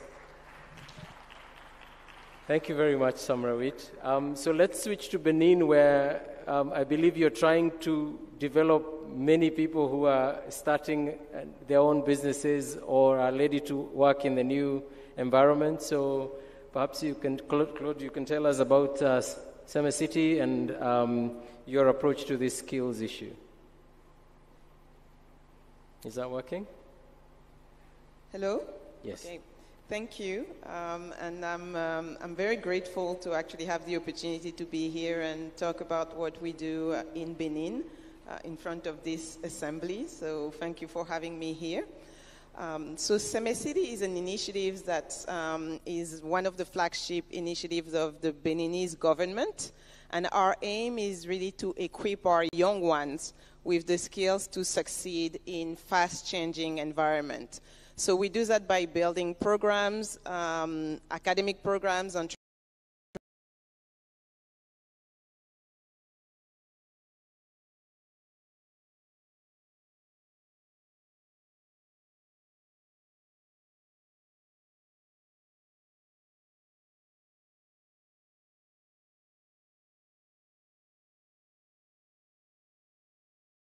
entrepreneurship programs, research programs. Really the aim is that by doing this, by bringing them together, the entrepreneurs, the students, the researchers, we can accelerate growth and their contribution to the economy. So in terms of skills, and I'm super happy to be talking about reskilling jobs for jobs of the future. There are three main things that we have to keep in mind. The first one is jobs for the future. It's a very tricky one because we don't even know what those jobs are going to be. We kind of know what the skills are necessary, but it's an exercise to start thinking about which jobs are still going to be existing in a few years, which ones are not. So it's really best to start thinking about the abilities that our young ones need to have to be successful in a future work environment. And by doing this, you have to humble yourself because you can't be doing this behind your desk. You really have to go out there. You have to talk to the private sector. You have to talk to the government, understanding what their plans are, where the economy is going. You also have to go outside of your country and talk to experts and say, okay, you've done this, it worked. Is there any way we can adapt this and not having to reinvent the wheel? So it really takes a global village to understand what the future of work is going to be and then decide what are the skills, how are we going to be able to succeed in that environment. The second thing is yes, we can do all the technical training and ensure that they have, the right skills in artificial intelligence and data science, etc. But actually, that's not going to be enough. The reason why it's not enough is because we're in an extremely complex environment. And you have to train them to be comfortable with chaos. They need to be confident. They need to be critical thinkers. They need to come up with solutions. And all these things are called soft skills. And that's one thing that you find throughout all our programs. Yes, we train them in technical skills, but we also ensure that they have the soft skills to be able to succeed in an environment that they don't even know what it's going to be. When you hire someone today and you give them a job description, you really know that in that job description, half of what's written there, they're not going to do, and the other half, you don't even know what it is. And so you're looking at the person you want to hire saying, okay, if that changes tomorrow, if there is a new challenge that's thrown their way, are they going to be okay? And this is why we need to train our young ones to be super comfortable with change, super comfortable with chaos, be resilient, be critical thinkers, always challenge the existing, because this is our complex world, this is what it is, and this is what they need to succeed. And then the third one, I think all of the other panelists have talked about, is the entrepreneurial skills. We know very well that the government is not going to hire all the people that we train. The private sector is not well developed to also absorb all that increasing number of talent that we want to put in the job market. So we have to train them to create jobs for themselves and for thousands of others, as we just heard. And this is something that in most programs that we see, we talk about TVET, vocational training, but very few do you see the link between education and entrepreneurship. And it's so important. This is something that really needs to start even at high school level. We have to train our young ones to have an entrepreneurial mindset. Even if they end up working for the private sector or the public sector, they go out there and they're entrepreneurs because they're coming up with new solutions all the time. And so one of the things that we do is from the very beginning of our programs, we ensure that they all work on projects. So our programs are project-based. They are peer-to-peer learnings. But also understand what are the difficulties of finding financing, finding resources. These are all the things that an entrepreneur does. And an entrepreneur is not afraid, a high-growth entrepreneur is not afraid to tackle these issues because they have been trained for that. So if I summarize in terms of skill set, so first of all, it takes a global village. You need to have that ecosystem mentality when you're looking at jobs for the future. Second of all, you have to think about more than technical skills, but soft skills as well. And then you have to ensure that systematically entrepreneurial skills are in your programs, in the way you're training young ones, so that they're able to be themselves job creators. Just before, so I agree, that's a really important thing, because we don't really know what these jobs are going to be, so fully agree. So Jay, over to you. You're one of the people that is employing all these people that are being skilled up in the healthcare space. So you have two perspectives on this, both for the skills development, but also healthcare and delivering effective healthcare is an important part of human capital development. So it will be good to hear your views. Thank you, Sam. And I couldn't agree more with what she has said as the person who develops job descriptions for staff. From private sector mindset, I would say it is the same thing. We need to work with government. We need to work with ministries of education to change the curriculum or influence the changing of the curriculum, because then you are able to have a link between the output from the universities and the institutions to what you take up as an employer. But again, we cannot take each and every person who comes out of the universities. Let me talk healthcare.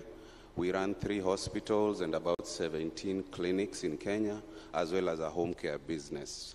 We have about 1,100 permanent staff and about 700 temporary staff who come and go based on their timings. Now, for the majority of the staff we hire are nurses and doctors.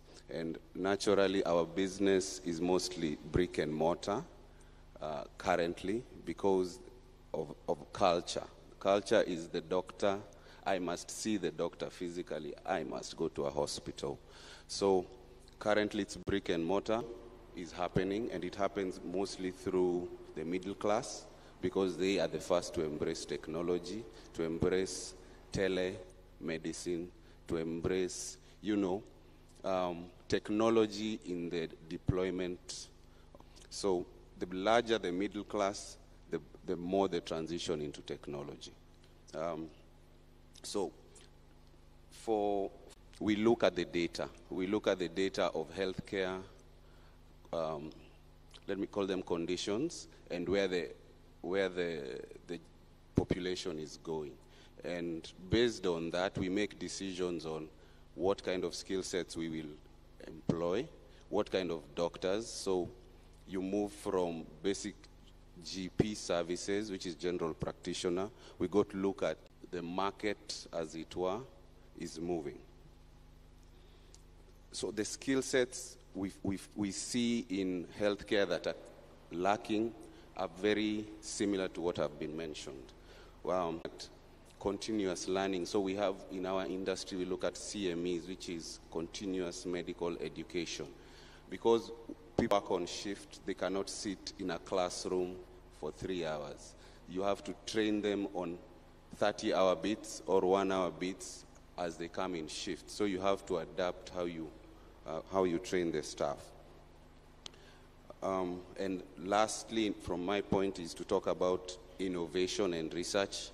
We encourage that in our hospitals so that people can research, can look at new ways of treating people, and that research is disseminated across all our network in the private sector. Thank you. Thank you very much, Jay. And so finally, Benjamin, entrepreneur and employer, digital space, it would be good to hear your perspective on how this goes forward in terms of closing the skills gap. Thank you. Cool. My name is Benjamin. I'm from Tanzania. This is my home, so it's good to be back home. And Uganda, Rwanda, Ghana, Nigeria, Senegal, Cote d'Ivoire, as well as Cameroon. So we enable cross-border payments, enable people to do trade between the US, UK, and Europe, in and out of Africa. So my context is around software with upskilling. I think, and while we have a lot of government officials here, one of the things I'd love to discuss and talk about is, in many governments we talk about the importance of technology. In many events you go and hear government officials talk about the importance of technology. Yet there's a lack of action from government officials about the importance of technology. And so the way I look at this is, across the African continent, the need I would love to see more is a prioritization of software development across the continent. I think Africa has a massive opportunity, as we heard today. By 2030, more than 600 million people under the age of 30 across the continent. And that's an opportunity for us to grow our GDP in each one of our markets, because software engineers will earn a lot of money. If that money is being sent and people are being paid as software engineers across the continent, that increases the amount of spend they're going to be spending locally with hard currency, such as US dollars coming into the market to pay for talent here. In each one of our markets, Africa has the largest dollar shortage in the world. So if you look at it, many banks are looking to buy dollars. Now, people who can bring dollars in locally, apart from traders, apart from tourism maybe in Tanzania, is also software engineers. Now, if you look at the skill set directly, software engineers earn more than some politicians in the room. There are software engineers that earn more than the president of your country, my country as well. And I think that's the opportunity that we should look at, is how can we nurture the skill set in software engineering across the world, across the African continent, where Africa, because there's a lot of young talent, we can catch up as well as lead in software engineering globally. These are the things I would love to start seeing more. You know, The country that leads in Africa in software engineering is South Africa. Then you go to Nigeria, then you go to Morocco, then you go to Kenya. But there's 54 of us across the continent, 55, 56, depending on who you ask, but 54 countries at least across the continent. So what are each one of our governments doing to prioritize software engineering in each one of these markets is what I would love to see more, and I would love to see the prioritization of that.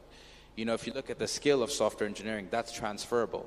For example, at NALA, we employ people across 30 different countries.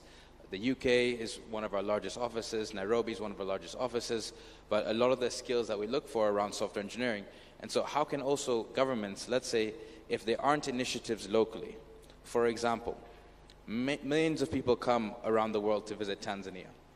Now, how can we make maybe Zanzibar a haven for software engineering, where people can come and work in Zanzibar as maybe a digital nomad, but also train and develop skills locally in markets where you can upskill significant quality of people by bridging the gap in software engineering right there. So people can learn from people who work at Facebook, at Google, at Instagram, at Meta, you know, all these different organizations around the world, sitting right next to them, right next to each other. And so I think when you can bring people in the market like that, it raises the bar of quality for software engineering across the whole continent. And that's the opportunity we as a continent have. And finally, you know, to all the government officials in the room, I think it's a responsibility on each one of you. I know we all like talking about technology, and some of us fear technology. I don't think we should fear technology. I think technology is a place for us to lean in and step into. I always tell this to my team. I say, look, if we don't take responsibility, we take orders. And I think that's a principle of life. So if government officials, if we don't take responsibility in each one of our functions as we're building our governments up, we will take orders when technology starts to lead us. Thank you. And I think that's a good place to wrap it up. I think we are at the top of our time. We could have gone on for a while, but we've run out of time. So let me thank the panel, and please join me in thanking the panel for all their contributions. And Master of Ceremonies, back to you.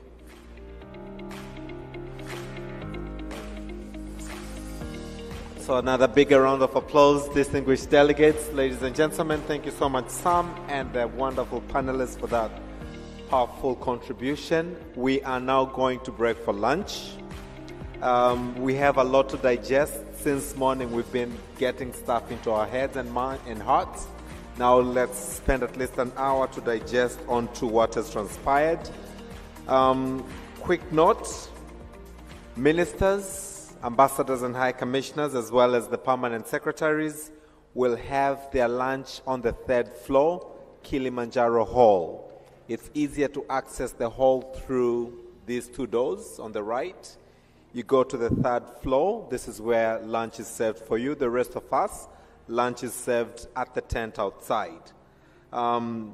Opposite tent and along that road outside this hall, we have exhibitors who are exhibiting products from Tanzania, made in Tanzania. Please make time to see and support vendors who are selling these products.